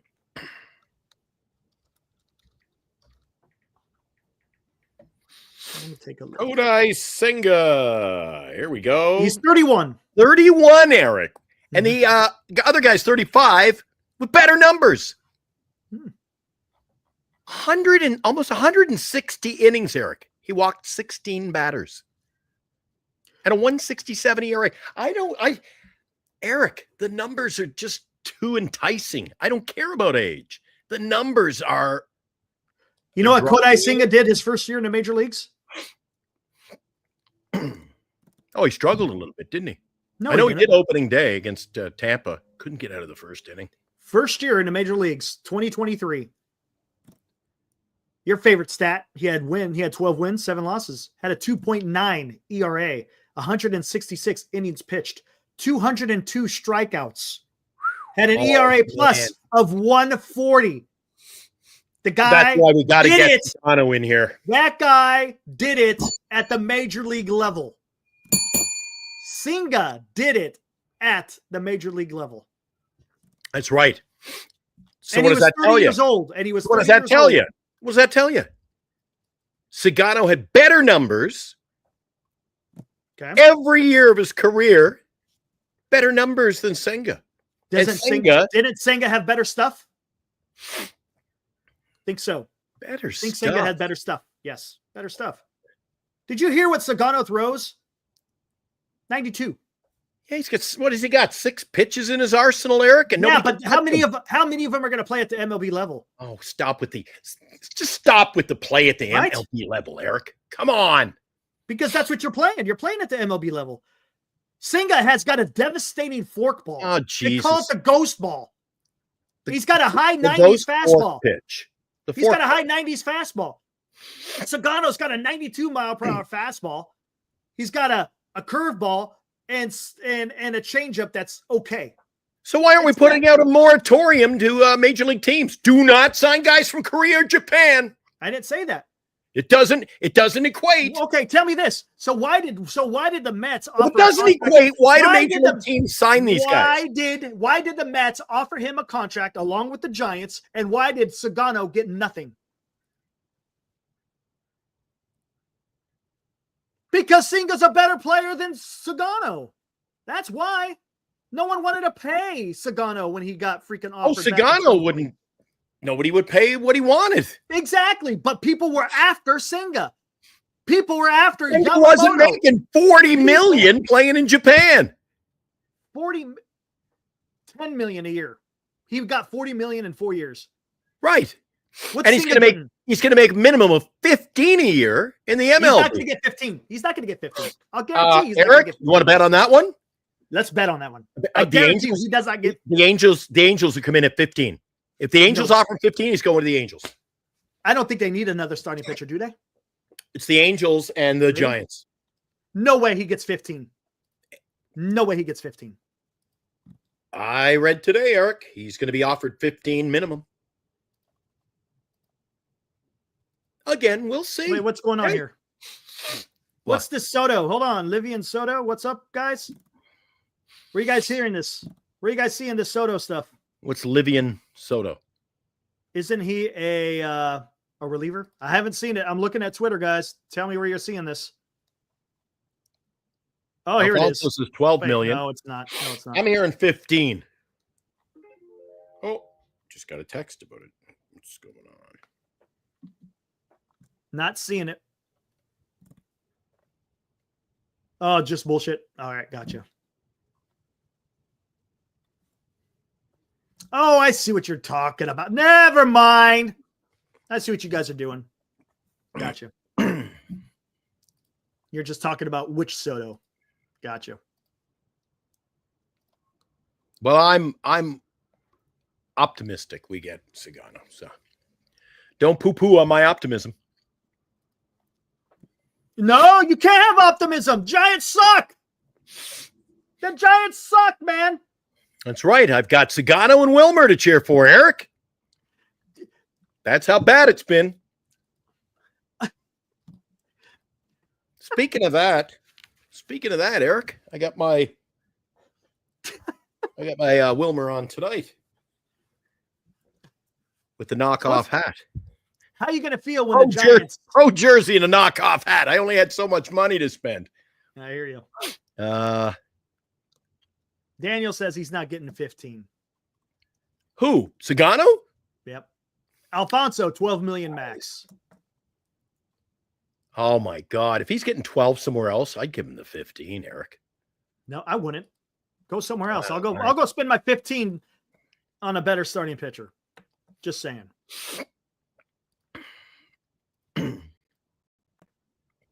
Oh well. Guess who Soto is following on Instagram right now? Eric Romo. Who is it, Arson? Who's he following? Is he following me? Is he following Giant Sports Talk Live, Arson? Come on, Arson. Military History Chronicles. He just signed up. Man. Arson, who is he following? Who is Juan Soto following on Instagram right now? Come on, let me hear it. Let me hear it. Jackson Reitz he's following. Oh, that's right. He's going to the Mets. You heard it here first, guys. Giant Sports Talk Live. Juan Soto is following Jackson Reitz. Lifetime Giant, right? Lifetime Giant. Good God. Is that what we've become? Yeah. That's where we've come as a society. Who's he following? Who's he following? Oh, yeah. Okay, that's where he's going. I have a backup. Oh man, dude. I got a coffee tonight. Getting cold. So do I. Oh my gosh. LD's going to be wearing the Yaz jersey next year. Remember, what was it? Oh, what was it last year? Oh, didn't Ohtani follow Logan Webb? And then all of a sudden everyone, right? Remember that? Shohei Ohtani's following Logan Webb on Instagram. He's got to be coming to San Francisco. I remember that one. Oh, dear God. Oh, God. Forever Giant Jackson Reitz. Yeah. I think there's going to be such a huge influx of Japanese players, Eric. There kind of has been, right? It's not like it's been there for a while. Yeah. Right? You got Matsui, Japanese, you got Ichiro, Korean. you got look how many Korean flights are coming into the SFO. Yep. I need something to cheer for, man. Get me Sugano. Give me Wilmer for another year. I'm happy, man. I'm happy. Games, I'll be happy. Absolutely. Can you imagine Legends of the Sport if they had come back from the dead? What the reaction would be when they'd ask, guess who X player is following? Shinjo. Yeah, you got Shinjo. Aoki. Don't forget about Aoki. Who else are we missing out there? Chardall follows us, but he don't come on the show every night. Yeah, we got to get Chardall on the show. We haven't had him on a while. We got to get Chardall out there. How come it's the days I invite him, he don't come on? And every other night, guys, can I come on? Can you send me the link? Hey, Chardall, you out there, man? We'll bring you on tonight, man. You out there, Chardall? Let's put out the Eric, is that what we've become tonight? Is that the depths of our show tonight? Come on. Look, what else are we going to talk about, man? Come on. Hold on. All right. Hold on. Let's Chardall, going one. Let's see if we can find him. Hold on.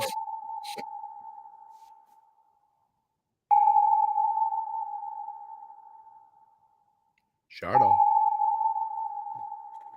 So, Beldy. Have a good night, man. Chardall.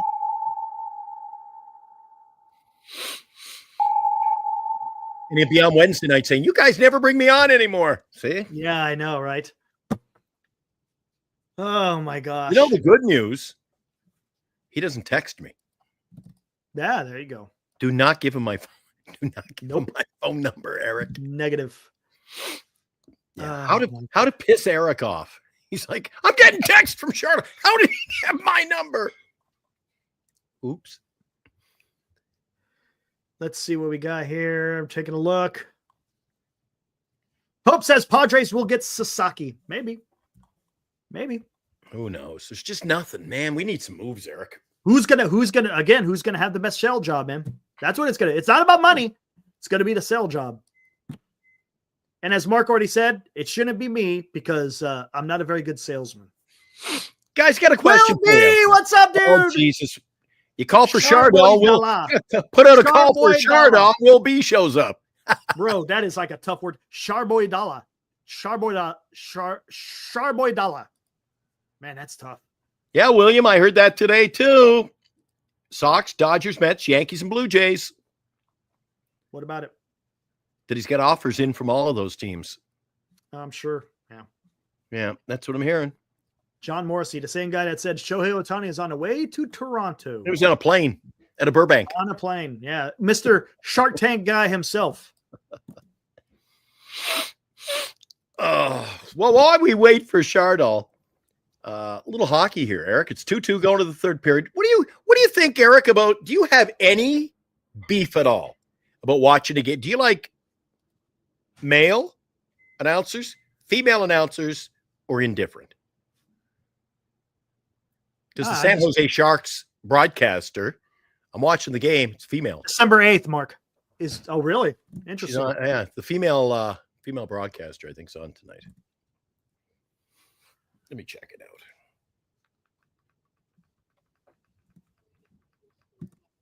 We shall see. That's going to be interesting. I think that's going to be the next biggest. I think the Soto, will, of course, is going to be the biggest. The next biggest thing is going to be where Sasaki signs. Absolutely. Those will be your big news makers for MLB offseason. Oh, is she, Eddie? Okay, she's going to be on with Randy Hahn in a sec. I thought she was doing the game. Sorry. I can't have the volume up very loud. Jeez, you get shut down on here for anything.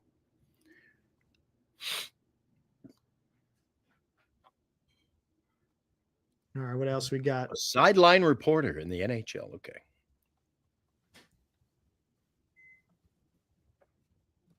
We'll see. That's a possibility. Hope absolutely that could be a possibility. Chardol, second call. Where are you? 2 strikes. It's kind of going to be in the same. It's kind of in the same playbook as if Kim comes to the Giants. You know, his best friend is Jung-Hoo Lee, so he maybe want to come here play with his best friend. What's up, Mo?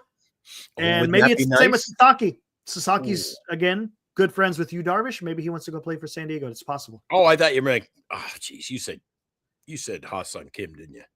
Yeah, I'm just saying it's kind of like the same playbook. I'm not keen. I don't know. Hey, players, they can decide where they want to look. Kim, he's a free agent. He can go wherever he wants. Yeah. Sasaki could go wherever he wants. So if his best bud's on a certain team, he could go play with them if he wants to. That's possible. Pardon me? It's possible. What? He goes to signs with the Padres. He can come play with him? Who is Juan Soto's best friend? Yeah, there you go. Yes. Yeah, sign at least 2 of his best friends. Get him in here. And somebody get out there. As Tommy D would say, we got to send Eric out. Eric has got to go out and do some investigative reporting, Eric. You got to find out who this the lead is. Who is Matt Chapman getting us? Matt Chapman's been signed to lure in blank. 100%, Marcus. Damn it. I was about to say that. I was waiting for Glenn to finish. That is who his best friend is. Benjamin Franklin. Yeah, Benjamin's. 100%. Very great play, Marcus. You got me, man. You got me. That's it. 3 strikes. Chardol. He's bitching. Maybe he's not in. He might not even be in. He's not in there tonight.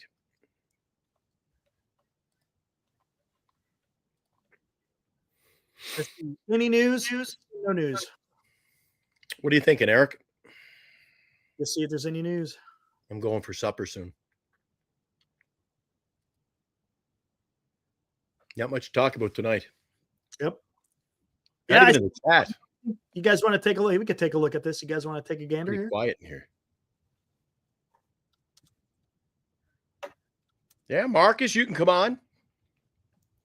Marcus want to come on? Go for it, man. He says, one day I'll make my voice heard on here.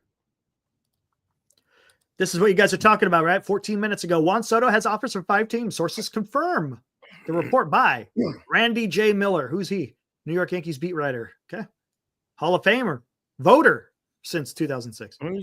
He's in. He's got some knowledge. Boston Red Sox. LA Dodgers.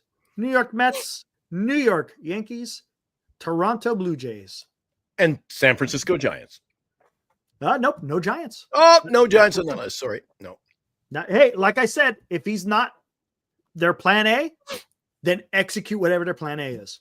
Okay, we don't know. We don't know. However, it's been quiet. Mm-hmm.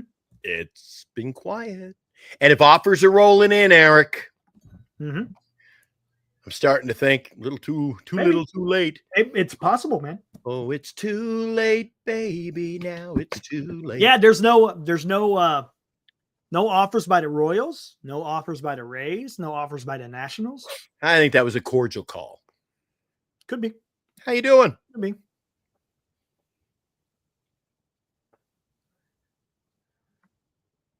We'll see what happens. Chardall's not. Wait a second. Chardall is in the house.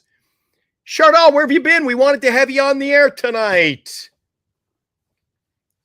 Oh, Chardall, you let me down.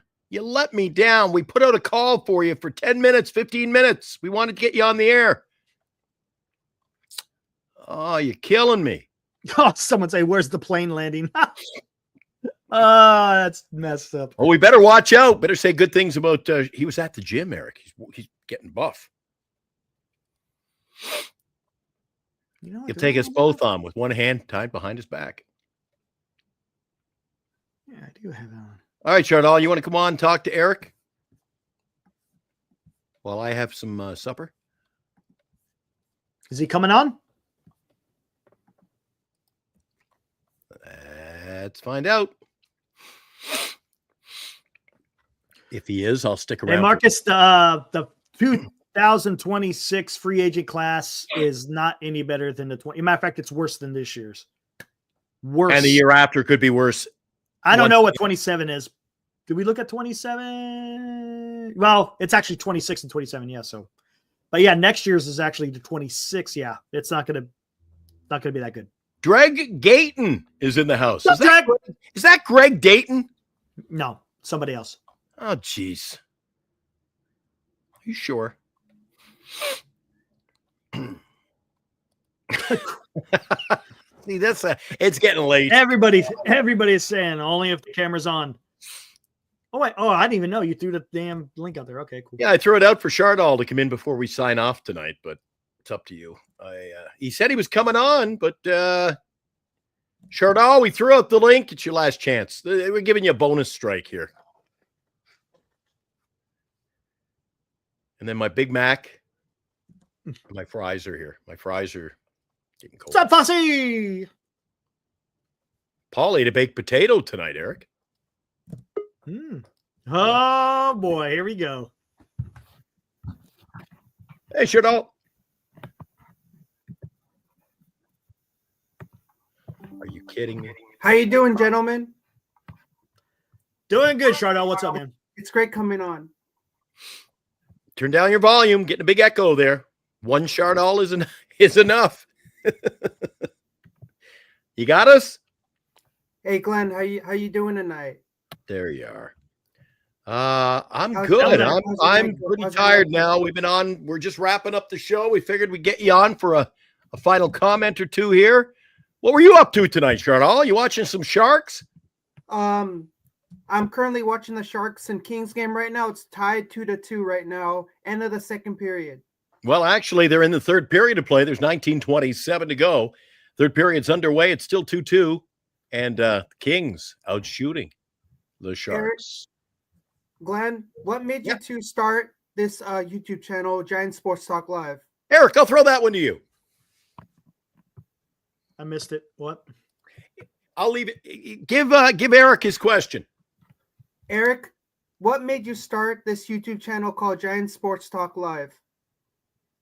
Because I love talking about Giants baseball. and baseball in general. How about that? Sharks score 3-2. Glenn, what are your And thoughts guess who on scored, Eric? Glenn, what are your thoughts on Celebrini? Macklin Celebrini? Macklin Celebrini. What are your Came Nice. thoughts down the on left Macklin? side. Yes, Glenn, what are Celebrini, your thoughts on baby. Macklin? All What are right. your thoughts on Macklin Celebrini and Will Smith? I like Celebrini, Will Smith, and I like the new goaltender they got. Glenn, who are your top 5 current San Jose Sharks, and who are your top 5 Sharks of all time?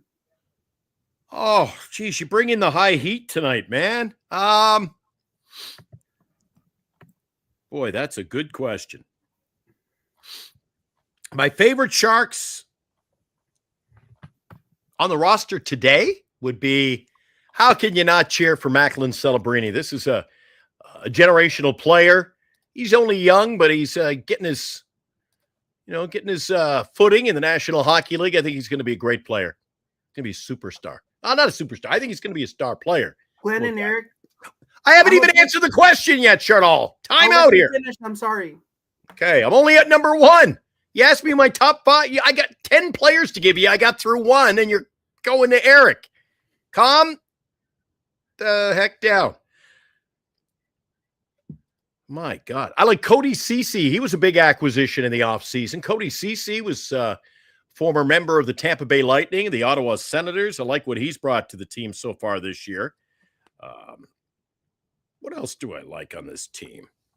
William Eklund, good player. Who else? Askarov's the new goaltender from Nashville. I like him.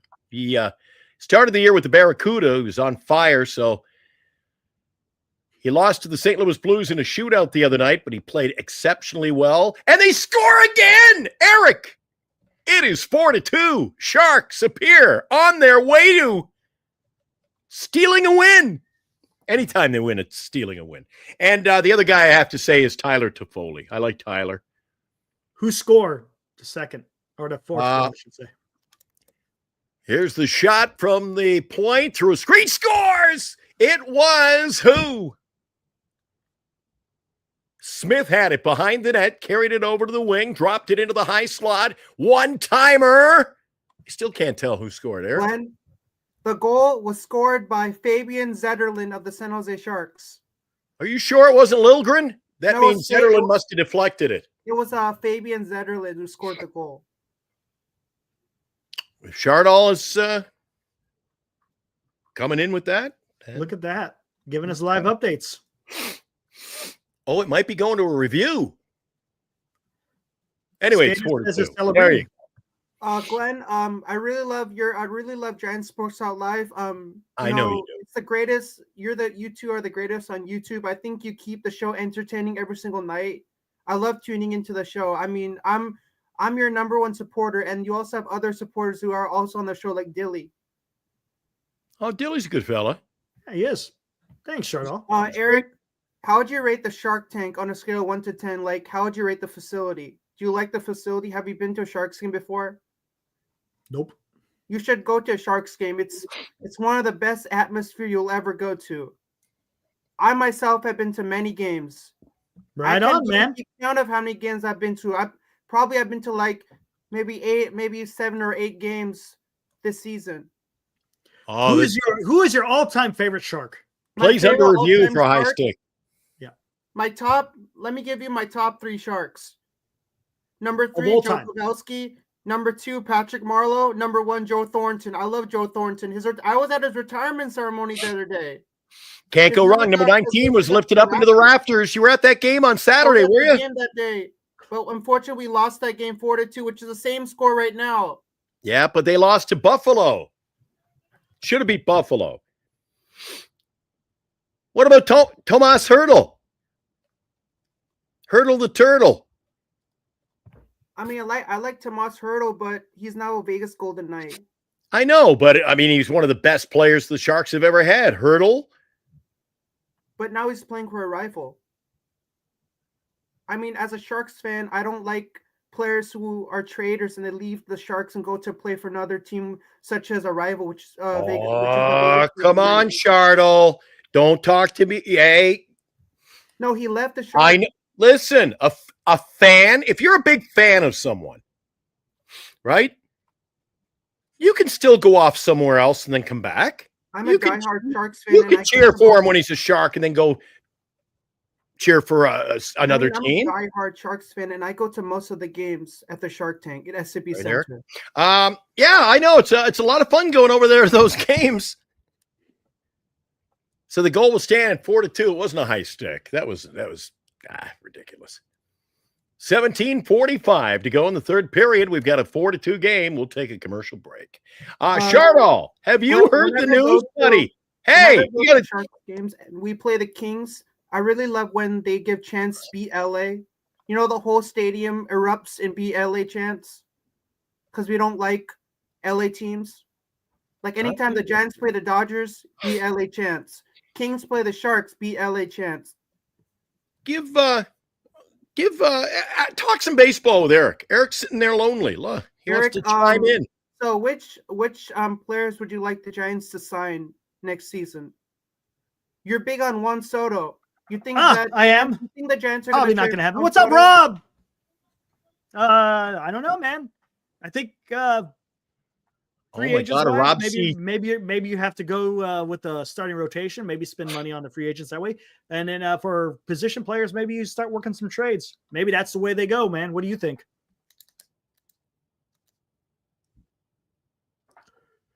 Okay. Yeah. So Tommy we'll see D. what happens. Tommy D grabbing some juice.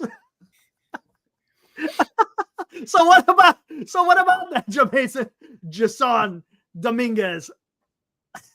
Eric, so are you on Juan Soto? Yeah, I would love to get Juan Soto. Who wouldn't? Is it going to happen? Probably not. You think Roki Sasaki is going to go to the Giants, or you think he's going to go somewhere You else? never know. Who knows, man? It all depends. It's absolutely all depends on what he wants. What's his desire? Does he want to go play with his best bud, Yu Darvish? Does he want to go play for the juggernaut Dodgers? Does he want to go play somewhere else? Who knows, man? We'll find out in January. Glenn, which Giants Yes, jersey are you sir. rocking? What was that? Which Giants jersey are you rocking on the stream? Wilmer Flores. Your favorite? One of. Yeah. Just watching a little 5-on-3 hockey here, Chardol. It's a 5-on-3. The Sharks had the puck in the offensive zone, but the Kings have gobbled it up and sent it down the ice. 1:07 left in the two-man advantage, trying to build upon a 4-2 lead here, buddy. Can they score 5-on-3? That is the question. Eric, who Sir. are your top 5 Giants currently, and who are your top 5 Giants of all time? It's a top 5 kind of night. Giants currently. And who are your top 5 Giants all time? Currently, Ramos.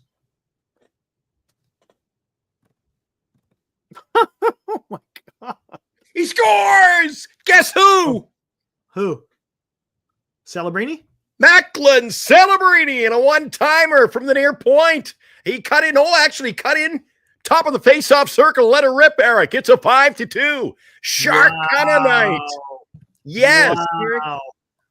Macklin Celebrini with the second goal. One more goal, and Oh! that's on the ice. Oh, he beat Riddick with the shot. What a goal, Eric. Wait till you Nice. see the replay of that one-timer. Hold on. Let me bring up San Jose Sharks Twitter. It'll be on Wow. there shortly. Celebrini, the one-timer. I like it. And are they still in the power play? You said it's 5-on-3, so it should be 5-on-4 now, right? Yes, power play for another 47 seconds, Eric. And a 5-2 lead over the Kings. Much 14 despised seconds ago. rival. Here we go. Hold on. Glenn, there's currently 15 minutes and 50 seconds left in the third period. Sharks up 5-2. Hey, calm down. There's 16 minutes left on my TV here. Here's another shot from the point deflected high. They're moving the puck in the offensive zone on this power play, Eric. Are you getting a look at the goal? I'm watching it. The one-timer? Wow. See him get it, and he let it go on the pass? He ripped it, huh? Yeah. Was it above or below the glove? I think it was above. It looked like it Above the almost glove. hit the top net. Yeah. What a nice shot. There you go. 5-2 game. A little out of town scoreboard update. It might have deflected off the crossbar. Want to take a look at it? Yeah, can you bring it up? Yeah, why not? Zetterlund moving in. And was Zetterlund hauled down? Are they going back to the power play again, Eric? Holy smoke. Okay, here we go. Blocked by Gavrikov. Smith able to keep it alive. Here's Eklund. Celebrating. You see? It hit like right here. I don't know if it hit the crossbar or just the top net, but it was close. Here, let's see. Super slow-mo. Oh, look at that. See where it hit? Maybe it hit that seam. It was definitely way above his glove. Yep. Top shelf where mama keeps the peanut butter, Eric. Woo! Love it. And there's Rob C. We got a Rob C. Look, Rob, I wanted to get Rob on as a special guest a couple of times on Northern California Sports and Entertainment Network. Rob C., he went into like hibernation. I hadn't been able to find him to do a show with me. Oh, Rob, where have you been, my friend? Oh my gosh. Yeah, Ned Coletti doing a great job with the San Jose Sharks, Eric. Yeah, what is he? Is he just a scout? Is he a head of scouting? How is he? What is his position with the Sharks? I know he scouts. I just don't know. Hey, Rob. What exactly he does.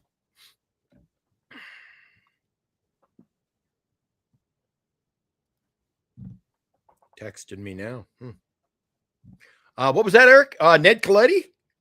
Yeah, is he a head of scouting or is he just a scout?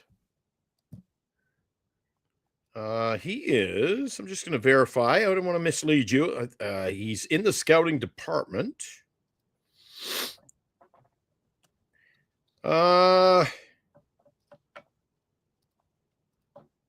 Just scouting for the American Hockey League and the San Jose Sharks. So the Barracuda and the Sharks. Interesting. Okay. Hold on. Glenn, Yes, sir. what are your thoughts on the newest acquisition at goalie Yaroslav Askarov? What are your thoughts on him on a scale of 1 to 10? Oh, that guy is a 10. That guy is an up-and-coming young player, Chardal. That was a steal. They got him kind of like the Eldridge thing. Started him down in the minors, playing for the Barracuda. That's the American Hockey League. So that's the farm team. A little lower caliber hockey. Couldn't put the puck by him. So they gave him a start in St. Louis the other night. I'm still talking. Let me finish. He played the other night. Gave up a goal 11 seconds into the game, Chardal. I was a little worried. 1-0 Blues 11 seconds in. He shut the door pretty much the rest of the way. It was 2-2 late. Game ended 3-2 in a shootout. The guy was incredible. And he's in there tonight. Looks like he might pick up his first National Hockey League win. I like him. I like him a lot. Thanks for asking. Glenn, so Macklin celebrating currently has 2 goals in the game right now. He needs 1 more goal, and then hats are going to be thrown on the ice. That's a tradition at all Shark games. Whenever a player scores 3 goals in a game, all the fans throw hats on the ice. Chardal, that is a tradition in every rink, no matter what level of hockey, whether it's Pee-wees or Quebec League or Western League or college or NHL. You score 3 goals, you got the hat trick. People throw their hats. I feel like the biggest fool. I should have been at this game today. Macklin scored 2 goals today, and I didn't go to this game today. Maybe that's why he scored 2 been at the goals today for this game. I missed history. Eric, I got to cut out of here. Have some supper, buddy. It's been a long Yeah, let's get out of here. All right, Chardal, thanks for coming on, buddy. Hey, Eric and Glenn, it's great coming on Giant Sports. Excuse me? What was that? Hey, Eric and Glenn, it's great coming on Giant Sports Talk Live. I really love all your content and videos on the channel. I hope you two keep slaying it. If I'm not doing anything, then I'd love to hop on to your channel and support you guys as much as I can, because I really love all your talk on Giants, all about Giants baseball. You're awesome. Right on. And I really love your show, man. I would love to come on here anytime talking with you two. You two are one of the greatest. You two, Eric and you, Glenn, as well. Thanks, buddy. All right, catch you later. Hope you have a great night, and I'll see you guys. I'll see you back here on Hey. Giant Sports Talk Live. Thanks, Chardol. Hey, Chardol, do you hear that? Do you hear it, Chardol? I hear that. You hear those bells jingling? I hear those bells. Hey, just so you know, you might get something special at Christmas time. Christmas is coming to Giant Sports Talk Live. Be watching Giant Sports Talk Live beginning December 10th for the 12 days of Giant Sports Talk Christmas. We will announce one qualifier each night for 12 days, and on Christmas Eve, we will draw for a grand prize of a Barry Bonds jersey and 2 tickets to attend a Giants game with Glenn and Eric. To qualify, simply be watching Giant Sports Talk Live to pick a number between 1 and 12. Then, on Christmas Eve, Santa's elves, Glenn and Eric, will randomly choose the grand prize winner. The 12 days of Giant Sports Talk Christmas, coming December 10th to Giant Sports Talk Live on Northern Lights Entertainment Broadcasting Station. All right, there we go. Christmas time coming. Wouldn't you love to go to a game with Eric and I? That'd be kind of fun, right? Kind of, maybe. Maybe he wouldn't. All right, Shadal, see you, buddy. All right, so there you go. Are you going to talk to Dilly tonight? Are you going to talk to any of the other chatters, or I'll are talk you for a little sticking bit. around, or what? Yeah, I'll take it up to 2 hours. How's that sound? You're going to take it to 2? I'm out of here. I'll see you tomorrow night. All I right. have Eric. It has been so exciting tonight. I can't take any more. I bet. But I you are bet. the greatest. You are the greatest, Eric. Hey, I try. I try. Oh, good. Grief. You guys tomorrow night at 8. Have a good one, Glenn. All right. Hey, let's go ahead and let's bring in Dilly. What is up, Dilly? What's up? Why not? Oh, come on. Bro, look, Glenn's watching. He's I'm looking- back! Okay, hey, you handle this one, Glenn. You handle this one. No, I'm back. I like the, what do you call that, Eric? You don't call that a thumbnail. Yeah, a little profile picture. Yeah, okay, your profile. You've never looked so good, Dilly. I love that. Doesn't he Why, look thank you. good? Doesn't he look good? See the look on his face? The look on his face is like, why would Eric Romo not want me? That's the look I get. Why not? Why not? Look at that jersey. Oh, man, he looks good in San Francisco colors. I love it. That's not San Francisco color. Those are San Francisco colors, Eric. That's Yamamuri. That's Yamamuri Giants. Look at the font. Get out of Look at here. the hats. Look at the hats. Font? Now, Eric, look up colors in the dictionary. Where does it say font? What are you talking about? See, outta Eric here. tries to crap on everything Okay, by what if, taking you okay, down the yellow brick road. Who else wears black and orange and black? Wilmer. Not for long. All right, we'll see. Yuri Giants. So Dilly. Oh, I feel like I'm directly responsible for this controversy right now. no, it's okay. I was just looking to see who was popping in the green room, but it's okay. Dilly, what do you think? Are you in? Or are you out? I don't want to pay him $15 million a year. Okay, now you're out again. All right, see you guys tomorrow night. Yeah, I think that's steep. I think 12 is better. I know that it's not like significantly less, but I think that's more what I'd be comfortable with going for. And that's the going rate that he had in Japan. Basically, it's a little pay bump. Yeah, he was getting $10 million a year. In Japan. And he signed that. He was getting paid $10 million a year in Japan, and he signed that when he was 31, something like that. So he was getting paid more because he was younger. Now that he's older, he should get paid less. It's the same thing with Verlander and Scherzer. What's his face? Scherzer. Yeah, you wouldn't pay them the $44 million that they got a couple years ago. Not even half of that. Well, maybe. I don't even know if I would go. I would I don't go know. Look for what them. Kikuchi got, man. Holy I know crap, that dude. blew my mind. The Angels they're trying something this year. They're doing what they're doing is screwing up the market for the rest of everyone else, and it's a little stupid. bit. Because Kikuchi should not have gotten paid Snell's that going to much. probably want at least 35 a year. Yeah, Burns that's maybe even around the same, maybe more. crazy. It's like, I come don't- on, man. I don't like that Kikuchi signing. Yeah, that's a Stupid. little that's steep. But for a team that says screw it, I'm just gonna spend all of our money. Why not? I mean, whatever. Because honestly, I mean, what's the Giants are not an offseason away to start winning. So why even sign him? It's nothing. It's like, okay, you sign him for 1 year and then he goes off to the sunset. And now what? You know what I'm saying? Yeah. I get that. I mean, I don't know. Did you real quick? Did you listen to the Buster Posey interview with Jason Stark? Pieces of it. Gotta listen to it. It's really good. I definitely saw that it happened, and I saw a couple of clips on Twitter. I like what he's doing with, like you guys were saying, bringing in a bunch of people who know what they're doing. Basically, I think it's gonna be interesting to see how it unfolds. But with Sugano, like I said, I don't think 15 steep. If they pay him 15, that's because they feel the need to overpay. I don't think you need to do that with him.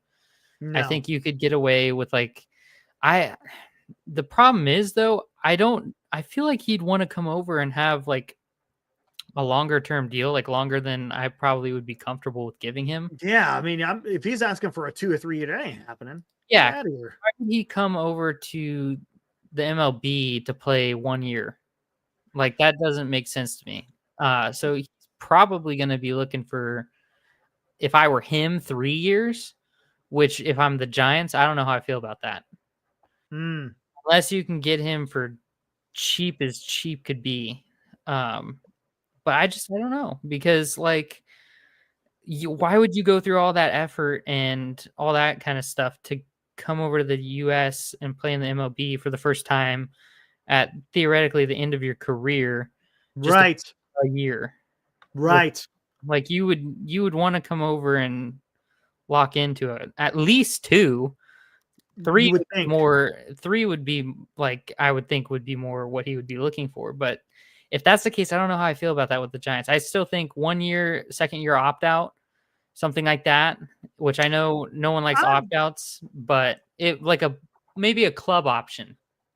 I'm going to take a guess that since we're his ages and he knows he ain't going to be pitching much longer, he might want to just go to a winner. Yeah, I can see that. You see what I'm saying? Then he just could come here and get his quote-unquote ring, and then he could be done. Why would he come? Because the Giants, come on, these next couple of years isn't going to be exactly a lot of winning going on. I think depending on what they do this offseason, it could be better than what it's been. For sure. Right? And there's always a chance to get in a squeak into a wild card. I don't want to squeak into a wild card. I want us to put a team together that's going to fight for the division. That's how it should be. And I'm guessing it's going to eventually get there. But yeah, it doesn't make sense for him to come to the Giants right now. Not just because of the timeline of where the Giants are currently. The only couple counter arguments I have to that, because for the most part, I go back and forth between thinking it's a good idea, thinking it's not, because I do agree with Glenn. It's not like he's going to objectively make this team worse. If we got him, it'd be nice, right? But that's barring the fact that he doesn't get hurt immediately or something freaky like that happens. So in that regard, I think that's fine. But you could also make an argument that he played for the Giants in Japan, played for the Giants in the MLB. There's something you could make a little play on something like that. Right. And I know the Giants would like to do that, because it's like, oh, you don't even have to switch out your jerseys, like that kind of a thing. Right. And then also the fact that it gives you a little bit more flexibility with your money. Because if you can get him for cheaper, like it goes back to the whole thing. I truly do think that you could probably swing it to where you could cheap out on pitching and save that money for a bat this year, because the bat market, I know the pitching market this year is stacked, but it sounds like teams like the Red Sox and teams like the Yankees, all these guys are going to be in on the top free agent pitching. And if the Giants aren't willing to spend like crazy, I'd rather them just go internal with pitching, get Sugano as like a little experiment, and then go all out on a bat or a trade. Well, with it's a bat. funny because Buster Posey said that they're going to lean on the young pitching.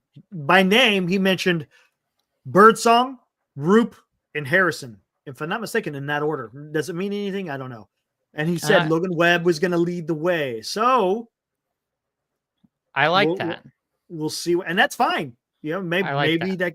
Then what does that mean? Are they not going to spend money on starting pitching, and are they going to spend money on hitting? I don't know, man. To be honest with you, I think because they could absolutely avoid draft pick, like losing draft picks with the way they're set. Because if they get a guy like Sugano and then they lean on their younger pitching, however, you named 3 names, and that was not include like 3 young guys. Yes. That's 3 right there. That's not including Logan Webb, which would be 4, and then Robbie Ray, which is 5. He didn't mention Ray. So right. all 5 of those guys, that's a full rotation right there. So that doesn't really leave room for a guy like Sugano. And then that's not even counting Hicks, which they signed to be a reliever, which I wonder if there's no way he's going to be a starting pitcher. I was going to say, I wonder with the new regime if they're going to just say, yeah, that was cool. That was a cool thought by the previous regime. You're just going to go back into the bullpen. Yeah. You were great for the first maybe 10 starts, but then after that you sucked. Ran out of gas. And that's why I worry about the other young guys, is that they're going to run out of gas, because I think that's their main problem. They're so good when they just come up like initially, and they'll have a couple good starts, whatever, and then just peter out, and it sucks. So if they can hold on and not suffer the Bailey phenomenon of just literally running out of gas, I think it'd be fine. But I also am not adverse to getting a guy like Sugano as a little, like a Band-Aid almost, to fill in, because you can never have too much pitching at the end of the day, because guys go down and then you're screwed, right? You're one injury away from having Hicks be a spot starter, and that's sketchy. Or what if Roop isn't acclimated correctly, and then you're looking to different avenues that aren't as solid. So and he's a veteran guy, so like I wouldn't be opposed to like a Sugano, understanding the fact that the money that you save on him and not going off after Snell, Burns, someone like that, needs to go to a bat, needs to go to a Bellinger trade, paying down some of that salary to a free agent. I don't want Willy Adames, like to Kim, maybe a Kim and a Bellinger trade, something like that. Kim Bellinger shores it up a little bit. It screams patchwork is what it does. It screams like wait till the deadline, see what happens with Bichette, see what happens with Guerrero, that kind of a thing. I don't know if I would want to do trade for them though, because it's a 2-year or a 2-month rental, and there's no guarantee they sign an extension. It would have to be predicated on getting an extension, of course. Exactly. I like the idea of trading them at the deadline only because you get those exclusive rights to negotiation before the end of the season. So you get a little leg up going into the offseason. You get those 5 days, yeah. Yeah, so if they're already dead set on saying, yeah, for sure. Yeah, I don't know. I just, it'd be interesting. There's a lot of different ways that it could go, and I think that they have the potential to do a lot of stuff. I did see that. I can't remember. I think it was Posey that said like he brought in someone who's more of like a gunslinger, like willing to make huge big deals and like shake things up crazy, because Posey tends to be more level-headed and like more right. Let's not do anything. And Jeff's a gunslinger. He talked about that. Exactly. Yeah, that's what I'm referring to. That was on the Buster only. That was the when you talked to Buster. Yeah, which I like that. Yeah. I like that because you're getting different information from different people, different mindset. That's good. You need that. Shaking it up is not a bad thing either. I wouldn't like, just as much as I like seeing the guys on our team, like I want to see them succeed and stuff like that. I'm also not opposed to just absolutely flipping this team upside down and then just seeing what happens. Right. Like it would be, I don't think I would have a preference one way or another, which would be interesting. So long as it makes sense. Like, don't go and just change things for the sake of changing them. Change things Right. to like That's why. Gosh, make a change. I know everybody wants him, and it's only one of them. But Sasaki, man, talk about. I mean, you got 6 years of that guy if he decides to play. Yeah, no, that would be. Yeah, we phenomenal. talked about the tweet that Morrissey sent. Yeah, Mets, would be Yankees, very good. Red Sox, Blue Jays, Dodgers. Yep. Yeah, and I don't expect the Giants to be gung ho on No, they Soto, might not be. They might not be. which honestly, they're kind of in. Well, And that's obviously, fine. yeah, That's fine. obviously, And I've said Soto's- this from the beginning. If Soto is not, if they are not plan A, then you just need to execute whatever plan A is. Yeah, I've been exactly. saying that over and over. Exactly. I think that it's the same kind of concept to a different degree, but at its core is the same concept that the Yankees need to take. Is like, yes, getting Soto back in that lineup would be phenomenal and it would objectively make that team better. But I think the money that they would spend on Soto would be much better spent allocating to a few other of their needs, like a third baseman, a first baseman, maybe a pitcher, something like that, like rather than just getting Soto. Mm. And I kind of feel like the Giants fall into a very similar situation in that regard, where it's like you could go out and get Soto, but then if that's your like crown jewel, you still need a little pitching help. You still need a shortstop, and like there's a lot of other needs that aren't addressed by just getting Soto. Correct. And so I almost feel like in the very short term, it would be better to address a lot of those other needs than it would be long term, which is where the nuance between like the Giants and the Yankees come into play a little bit more, because the Yankees are in a better situation because they have Judge and guys like that and Cole. So they already have their stars. So they don't necessarily need a crown jewel Right. as much as the Giants. So that's where the Giants could benefit more than like a team like the Yankees signing Soto. But in terms of like addressing all of their needs, they kind of fall into the same boat. Yeah, right. Here's a question. Mike O says, well, why don't the Giants make an offer? That's freaking sad. Why not at least try? Okay, here's a question I'm going to ask you. I'm going to ask the chat out there. Would you guys be mad if the Giants decided not to offer a contract or get in to the Juan Soto sweepstakes? Would you be pissed off that the Giants decided to say, nope, we don't want Juan Soto? You guys okay with that? Or do you think that they have to be involved with Juan Soto? That's a good question. Because if they never decided on Juan Soto, then what are the Giants deciding to do? And again, we don't know. We don't know what the Giants are doing. They aren't saying anything. It is literally communication blackout. There is absolutely nothing. The only thing that Buster has said is they need a shortstop. That's it. That is the extent of what they said they need. And I wonder if he's like kicking himself for even saying that. Because And I maybe wonder. not. No, he is not. But he look. Is he promising people expectations that they couldn't achieve? That is also a good point.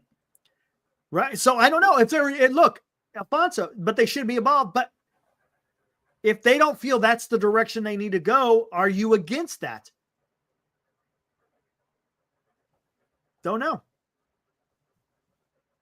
I don't know.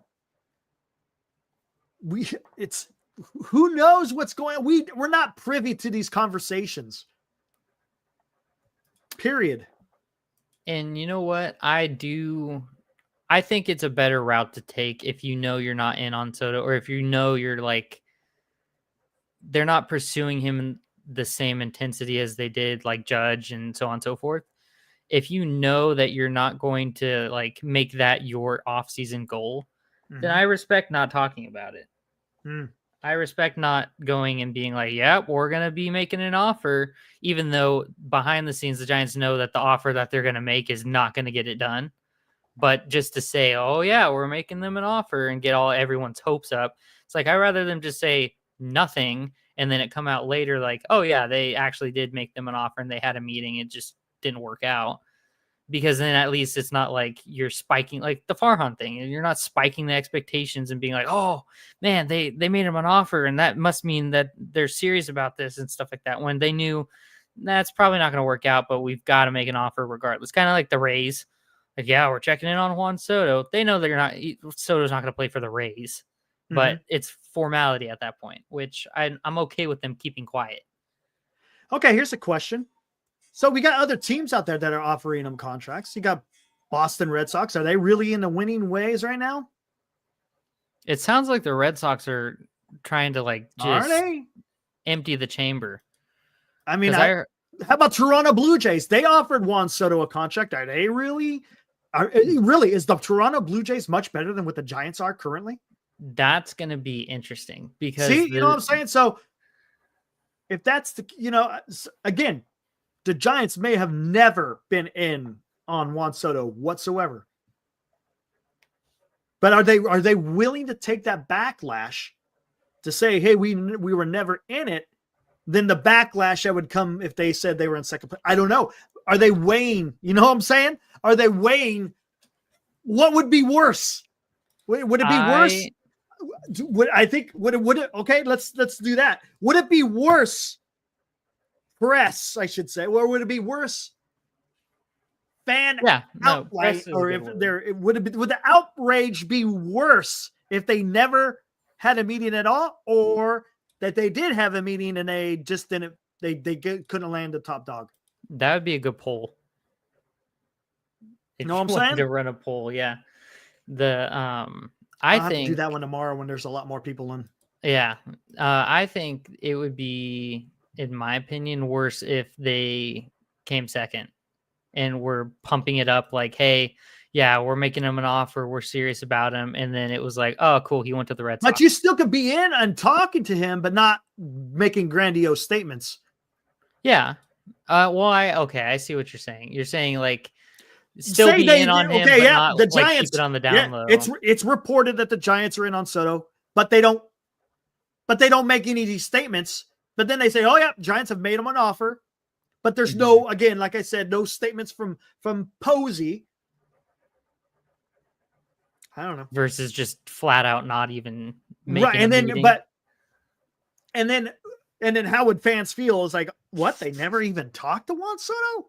They would have to have an incredible offseason outside of that in order to make up for that. Right. That's the thing. And I saw a senior talking about sparing the embarrassment, but that's already embarrassing. Yeah. That's already embarrassing. You're not saving the embarrassment, because if it comes out that, hey, the Giants never, people are going to ask, well, why didn't the Giants get a meeting? People are going to ask. And what are the Giants going to say? We just didn't want to talk to him. That's bad. And if it comes out Soto didn't want to talk to him, that's bad. Either way, I mean, it's just, I think it would have been better, honestly, is if they just announced, hey, if they were never in it at all, at least we made an offer, whatever, something. Yeah. So at least it looks like they did something, because I think either of those other two options looks really bad. Yeah. No, I agree. I think going to be weird how this goes. Yeah, for sure. And I'm pumped up because and don't underestimate the whole, there's a secret bidder out there, a dark horse. You watch. I'll guarantee you there's going to be a tweet that's going to come out in the next couple of days. There's a dark horse submitting an offer to Juan Soto. What you watch, it's going to happen. It's like that every damn time. It's nothing. It's something that we've seen before. It's nothing original. There will be a dark horse. Question is, who will that dark horse be? It is a good question, for sure. There's a dark horse. Always is, man. Always. There always is. Always. And I don't think the Dodgers are going to get him. I don't think the Dodgers. I think it's going to be the Mets or the Red Sox. Mets. Yeah, everyone's saying And that. 'Cause honestly, it's honestly saying the Mets is the easiest route to Yeah, go. absolutely. The fact because they got the most money. absolutely. So my dark horse before like we got a little bit deeper into the offseason were the Phillies.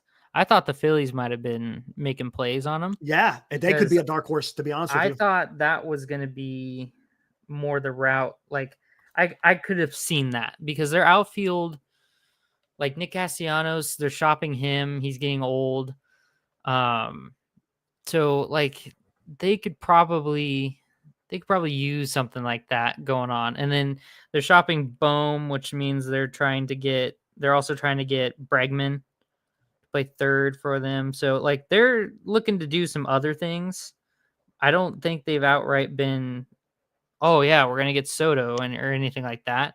But that was my dark horse at the beginning of this offseason. And I thought, I could see it happening. Blue Jays, it makes sense. It makes a lot of sense. They're a very rich team. They could absolutely do that. But with Vladdy and Bichette in limbo, I don't know how that's all going to work out. Because if you sign Soto, then I don't think you sign both of them. And if you do sign both of them, then that's a crazy team right there. So Alex says, right. So if you're not a small market team, make the offer. Toronto is making an offer, and I'm sure Soto doesn't want to go there either. That's the issue I'm saying. You might as well just say, yeah, I'm going to put in an offer. Let him say no. I'd rather him say no to the offer than just say, no, I never wanted to meet with you. That cannot come out. That is going to look really bad. Yeah. Really bad. I agree. I completely agree. It cannot come out there as Posey is king with the scepter. You can't. Look at Johnny Soto just started following Grimace. Seriously, here we go.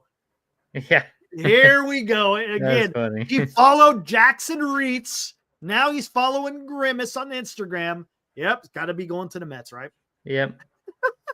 I mean, Shohei Ohtani followed this world we live in, man. Unbelievable. It's crazy. Yeah, I don't know. I think the Red Sox are going to be. I wouldn't be shocked if he went to the Red Sox either.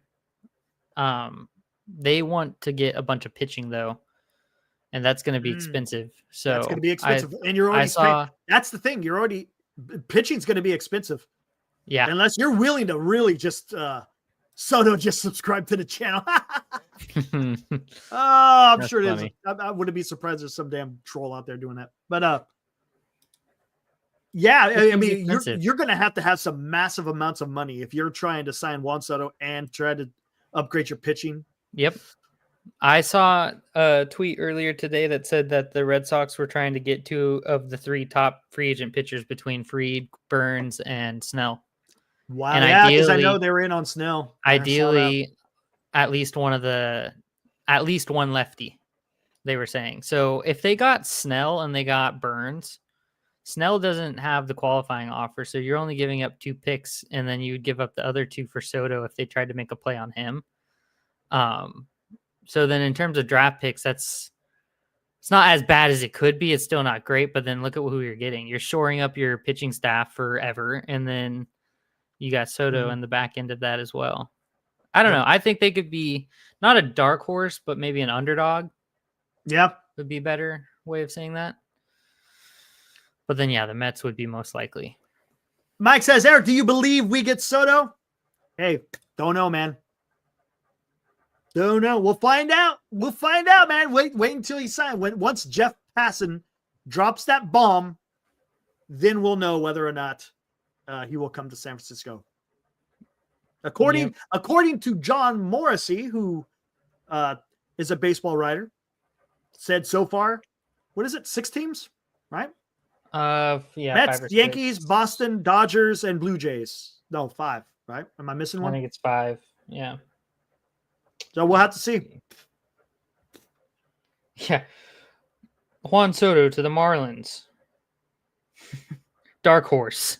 Could you imagine? That would be the funniest thing. That would literally that would be absolutely incredible. Juan Soto baseball. Juan Soto to the Marlins because it's so close to the Dominican Republic. Yeah. Right?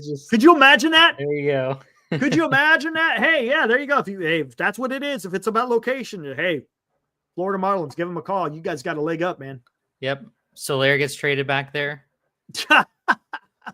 Arias gets traded back there. Oh man, Super team. Wouldn't that be freaking incredible?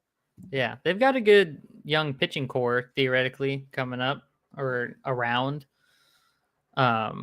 Their starters, and then yeah, you just send all the guys that they traded away the last couple years back. Just reassemble, Avengers Unite. Man, that would be something. That would be something. Yeah. Sacramento A's. We're just gonna have to wait and see what happens, guys. We're getting close to Thanksgiving. I don't think it gets announced before Thanksgiving. No, there's none chance. No. In 2 days. Usually, do we see Soto signing in 2 days? No. no. Usually this time of the year is a little bit slower because again, it's Thanksgiving's coming up. After Thanksgiving, though, that's when things can start. Yep. I think it's interesting to point out, and this will be the last thing I say before I go, is that Posey's made a crap ton of moves on the administration front. Yes. Whereas no Big one, time. any teams that have made any moves, namely the Angels, who have probably made the most moves, are making player moves and all that stuff. When we hear all about that, Posey's made all of his moves in the administration department. So yeah, I mean it's a whole different organization. Exactly. He's loading up the clip right now to just fire off all the bullets here in the free agent market. You got to think about that, right? You got to get your team together before you could start making exactly. So that's fine, and he's getting everything put together. So then when it comes time to, because everyone knows it's not starting, and like I said, if they were never in on Juan Soto, I mean, because that's honestly the Juan Soto thing is pretty straightforward. Yeah, if you're willing to pay him, you're going to get him. That's all it is. Absolutely. There's really no overthinking the Juan Soto thing. All it required is just paying the most money. That is it. Period. End of story. And it's all these other things that have to be done. If you're looking to do some trades, if you're looking to maybe get a little creative with a free agent, and you have to offload some guys and then sign. I mean, that gets a little bit more. That takes more legwork. Yeah. So we'll see what happens. We're just going to see what happens. I just like that he's made a lot of moves, and they just haven't been for the team. They've been for setting up the team. Setting up, yeah. I appreciate that. So he's laying down. He's laying the foundation so they could get working. Absolutely, different philosophy.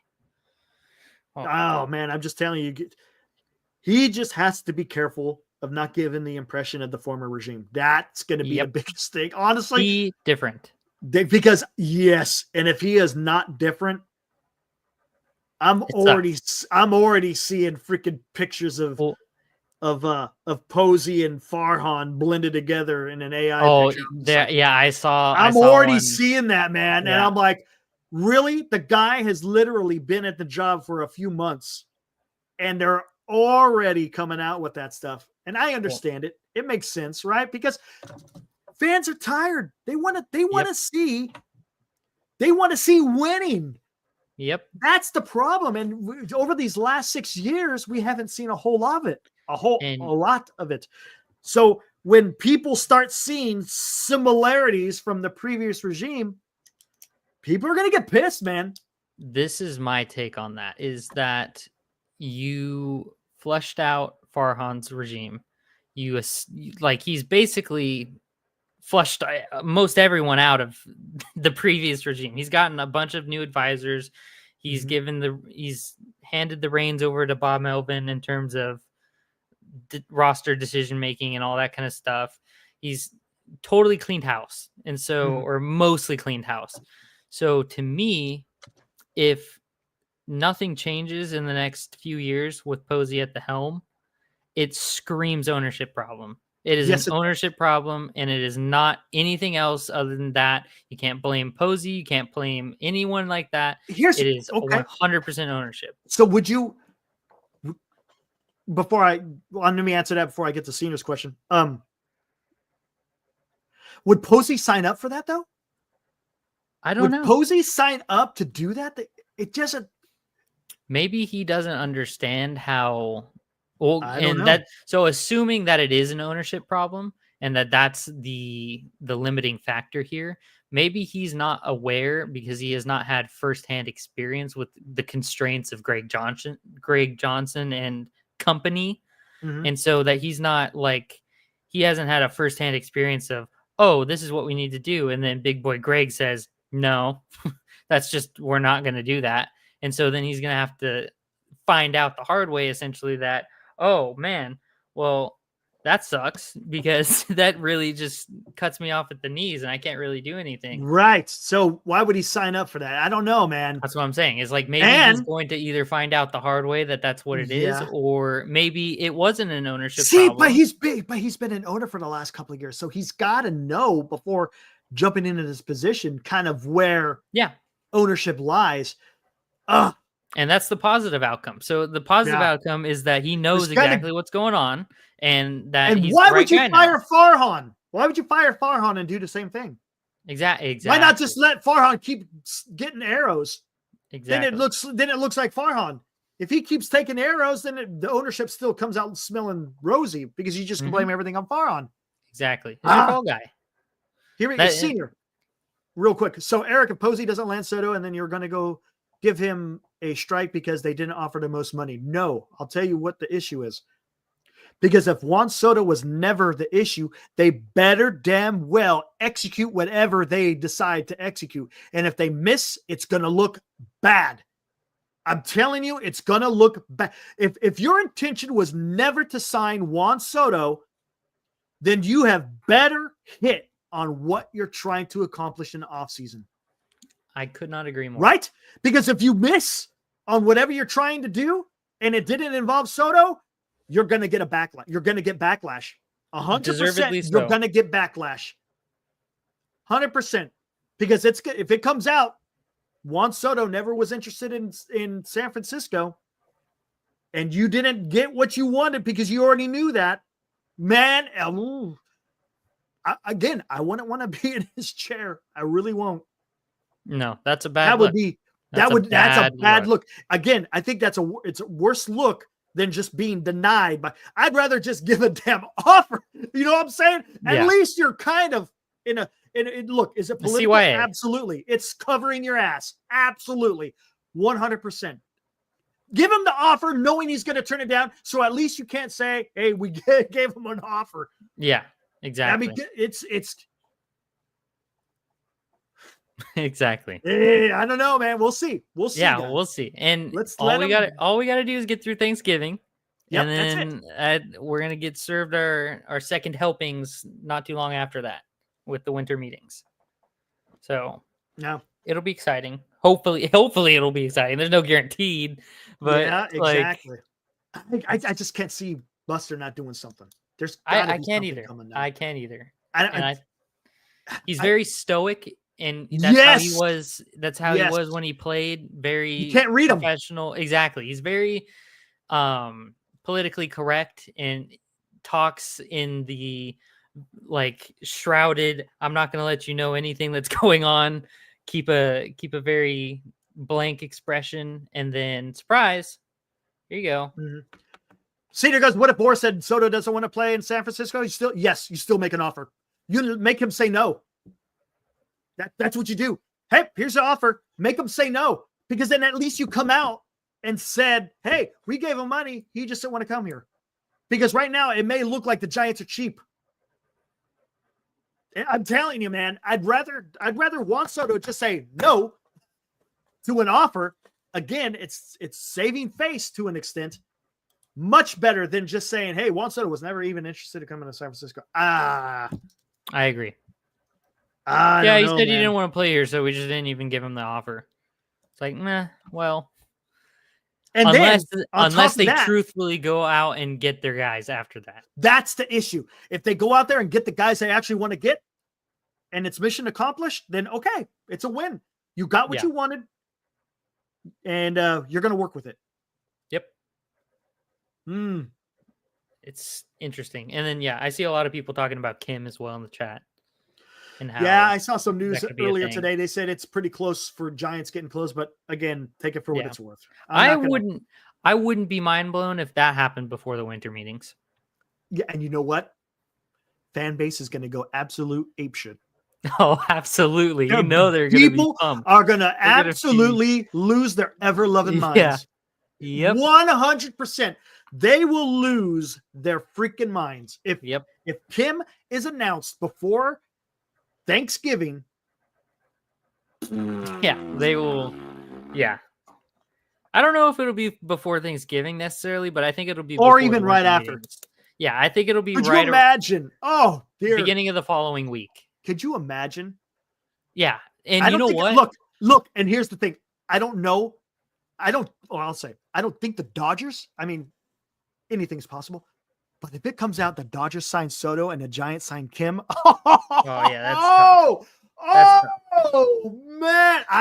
I don't think I'll even want to come on, to be honest with you. I don't even think I would do a live stream.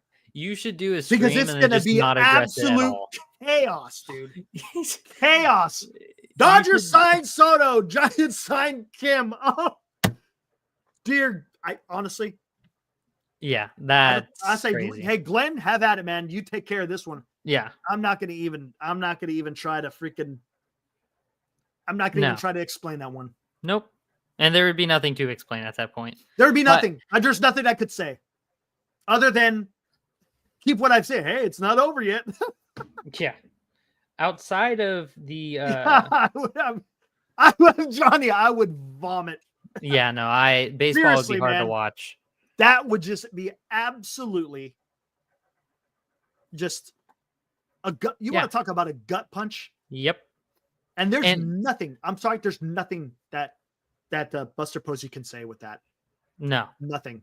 And there's nothing, for that matter, there's nothing anyone could say to that, because then at that point, like, what do you do against the Dodgers if they're just going to go out and buy literally like you have Cohen, who's just an endless money pit. Yeah, correct. If you can't lure him away from the Dodgers, there's nothing you could do to get Soto to go anywhere else. And here's the thing: if he signs with the Mets, then Posey's safe, because everyone expected him to go to the Mets. Yes. I think with Kim, barring the Soto does not go to the Dodgers, barring all that fiasco, if they do sign them before the winter meetings, or even if they sign them at the winter meetings, it doesn't really make a difference.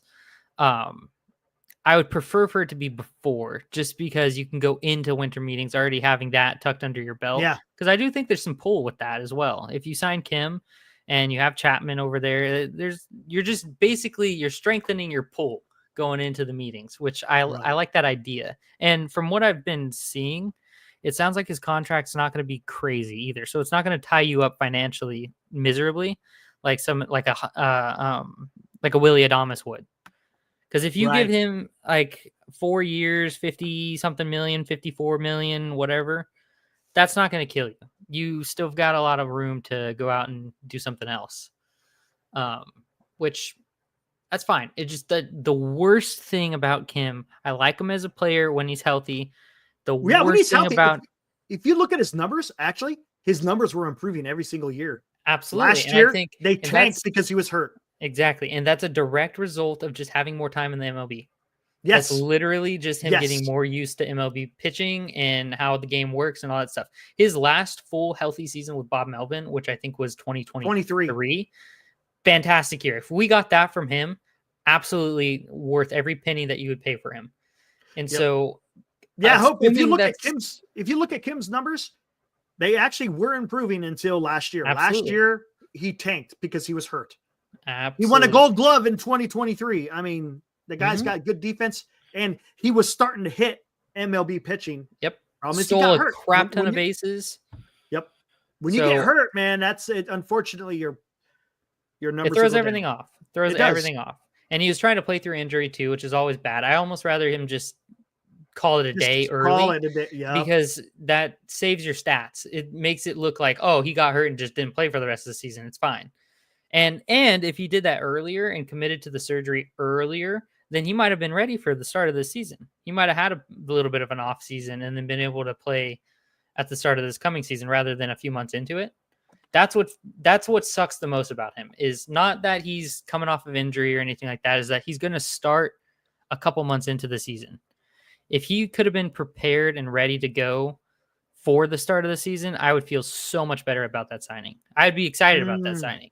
But because we're going to have to go through a month and a half, 2 months of Fitzgerald at shortstop and probably Wisely at second, that kind of sucks. That kind of sucks for me. Yeah. So we'll see. I wouldn't hate it. I would not hate it at all, especially if it's a 4-year deal. Because if you sign him to a 3-year deal, to me, there's a good chance you might just have to punt on this year because he's coming, like I said, off the injury. Yeah. And if it does end up being like that and you are punting on this year, then you only get him for 2. And then 2 is like, what are we doing at that point? So I don't mind the longer deal at 4. Fossey, what is this? Who's Rich Lieberman? Reported the Giants are set to offer Juan Soto a $1 billion contract. Come on, man. that's That sounds like aggressive. That's more than aggressive. That's freaking ridiculous. That's Could you imagine that? That'd be hey man, if that's the case, they are going to rename the park Juan Soto Park. I was gonna say, hey, you want to talk about tight-lipped? Holy would be crap. Could that you would be- imagine that? Could you imagine if that's Jeff announced? Passan. Juan Soto my signs God. 45-year contract for $1 billion. Could you imagine that? Oh my God. That's a big grain of salt. Ridiculous. Oh my The God. big B dog. Wow. That would be worthy of a 24-hour stream right there. Oh shit. That one would warrant a Holy billion dollars crap, for Juan dude. Soto. That would just be ridiculous. I couldn't imagine. And you know what's crazy is that more than likely will happen within our lifetimes. Like the way it is trending, inflation, all that kind of stuff. It could happen. So I mean, Shohei was as close as it's gonna get. So I mean, you give it another 10, 20 years, you let the inflation ticker go up. 1 billion in pesos. Yeah, there you go. Yeah, 1 billion rupees. Oh man. Now, just Crazy. because those like I said, just because you hear those about those teams doesn't mean other teams are going to come in and offer. Again, maybe they don't want it to be announced. Who knows? Yeah. Who knows, man? I still think the Dodgers have pretty much a monopoly on the Korean market with Ohtani and Yamamoto and all of that. They got the Japanese, man. They've got the Japanese market. So the Giants have a potential to lock up the Korean market because they could get Kim and they'll have Jung-Hoo Lee, and then they could. I still keep throwing around the idea of, I swear it's Kim's brother who plays second base. Oh, the other Ha-Sung Kim. Yeah, exactly. Or is it Hai-Sung Kim or something like that? It's like Hai-Sung Kim or something. Yeah. I assumed it was his brother because their names are like almost identical, but they could not be related. I don't know, but I know that I think he's a little bit younger. His bat's not as prolific or anything like that, and it would not be a good signing, but like I said, you could just go all out on the Korean market and just be the Dodgers equivalent, but in Korea. Not as big as a market, but I mean, still be interesting. I don't know. We need a second baseman. Tyro's still out in limbo. Yeah, he's a free agent, right? Yeah. I don't know. Weird stuff. I know, man. All right, I'm gonna get out of here. We're already good. at 2:30. Hey, Dilly, appreciate you coming talking some baseball with us. Absolutely. More to come. That's all you can say, right? For sure. Yep. More to come. All right, Dilly, have a good one, dude. Peace out. See ya. All right, there was the great Dilly. Appreciate him coming on, and Chardal came on earlier. Guys, I'm ready to get the hell out of here. Let's see what happens tomorrow. Again, this is the week, Thanksgiving week. We'll see what happens. You know, unless you're the Los Angeles Angels of Anaheim, there ain't going to be a whole lot probably going on. But we'll see what happens. You never know, man. The offseason always brings surprises, and we'll see what is going on. Be back here tomorrow, 8 o'clock, guys. Same bad time, same bad channel. We'll kick it around again. What is it going to be next tomorrow? Who knows? Maybe there'll be some. Again, if it's Ha-Sung Kim,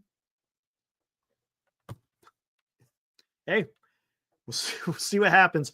Does it preclude them from making other moves? No. But is it bad optics? Absolutely. We know, Fauci. Yeah, we know. Gotcha. Is he saying that on Twitter by chance? Is he saying that? Hold on, let me see. See if I can find this guy real quick before I get out of here. How come I'm not even seeing him? And I'm not even seeing when I do a search for Rich Lieberman, I get nothing. YouTube. Oh, hold on.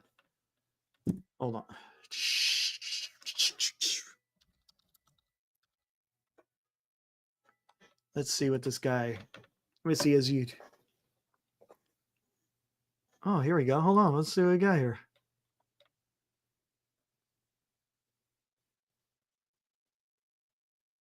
What is this?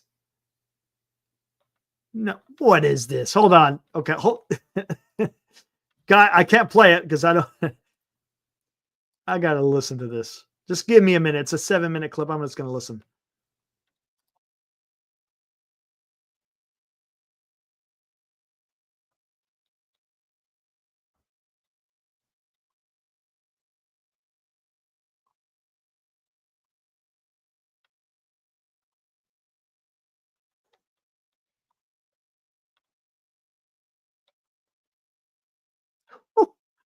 Woo! Dropping F bombs.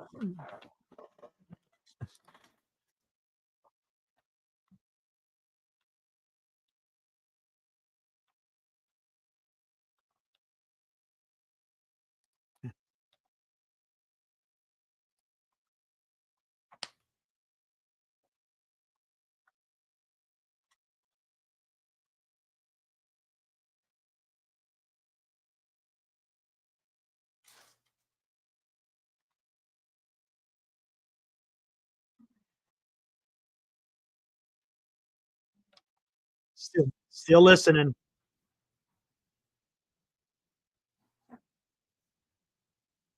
Go look. Go check it out, Senior. Rich Lieberman.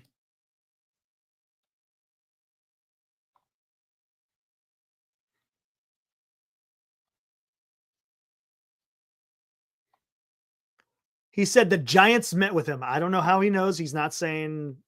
I don't know what's going on. The title of the show is Sheep Bay Area Sports Media Ignores Giants / Soto Money Game Changer. I don't.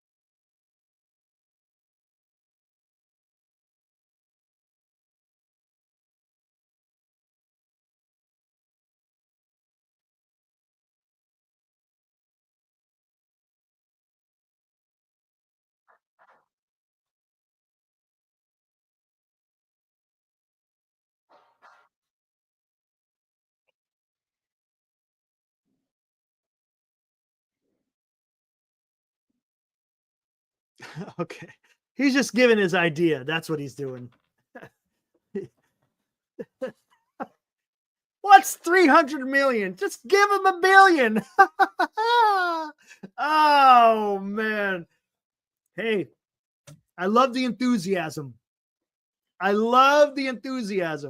But there is a big difference between 600 and 700 million and $1 billion. Woo! Man, that is something. Go check it out, guys. Rich Lieberman on YouTube. Hey, God bless him. He wants to get after it. Nothing wrong with that. But anyways, guys, be back tomorrow, 8:00. Hope to see you guys. Have you enjoy the rest of your guys' evening here on this Monday night. I think the rain has stopped here in the Central Valley for a little while, so it should be a little bit nicer. Temperatures will probably start dropping. But anyways, we'll see you guys back here, 8:00. Until then, see ya. Woo!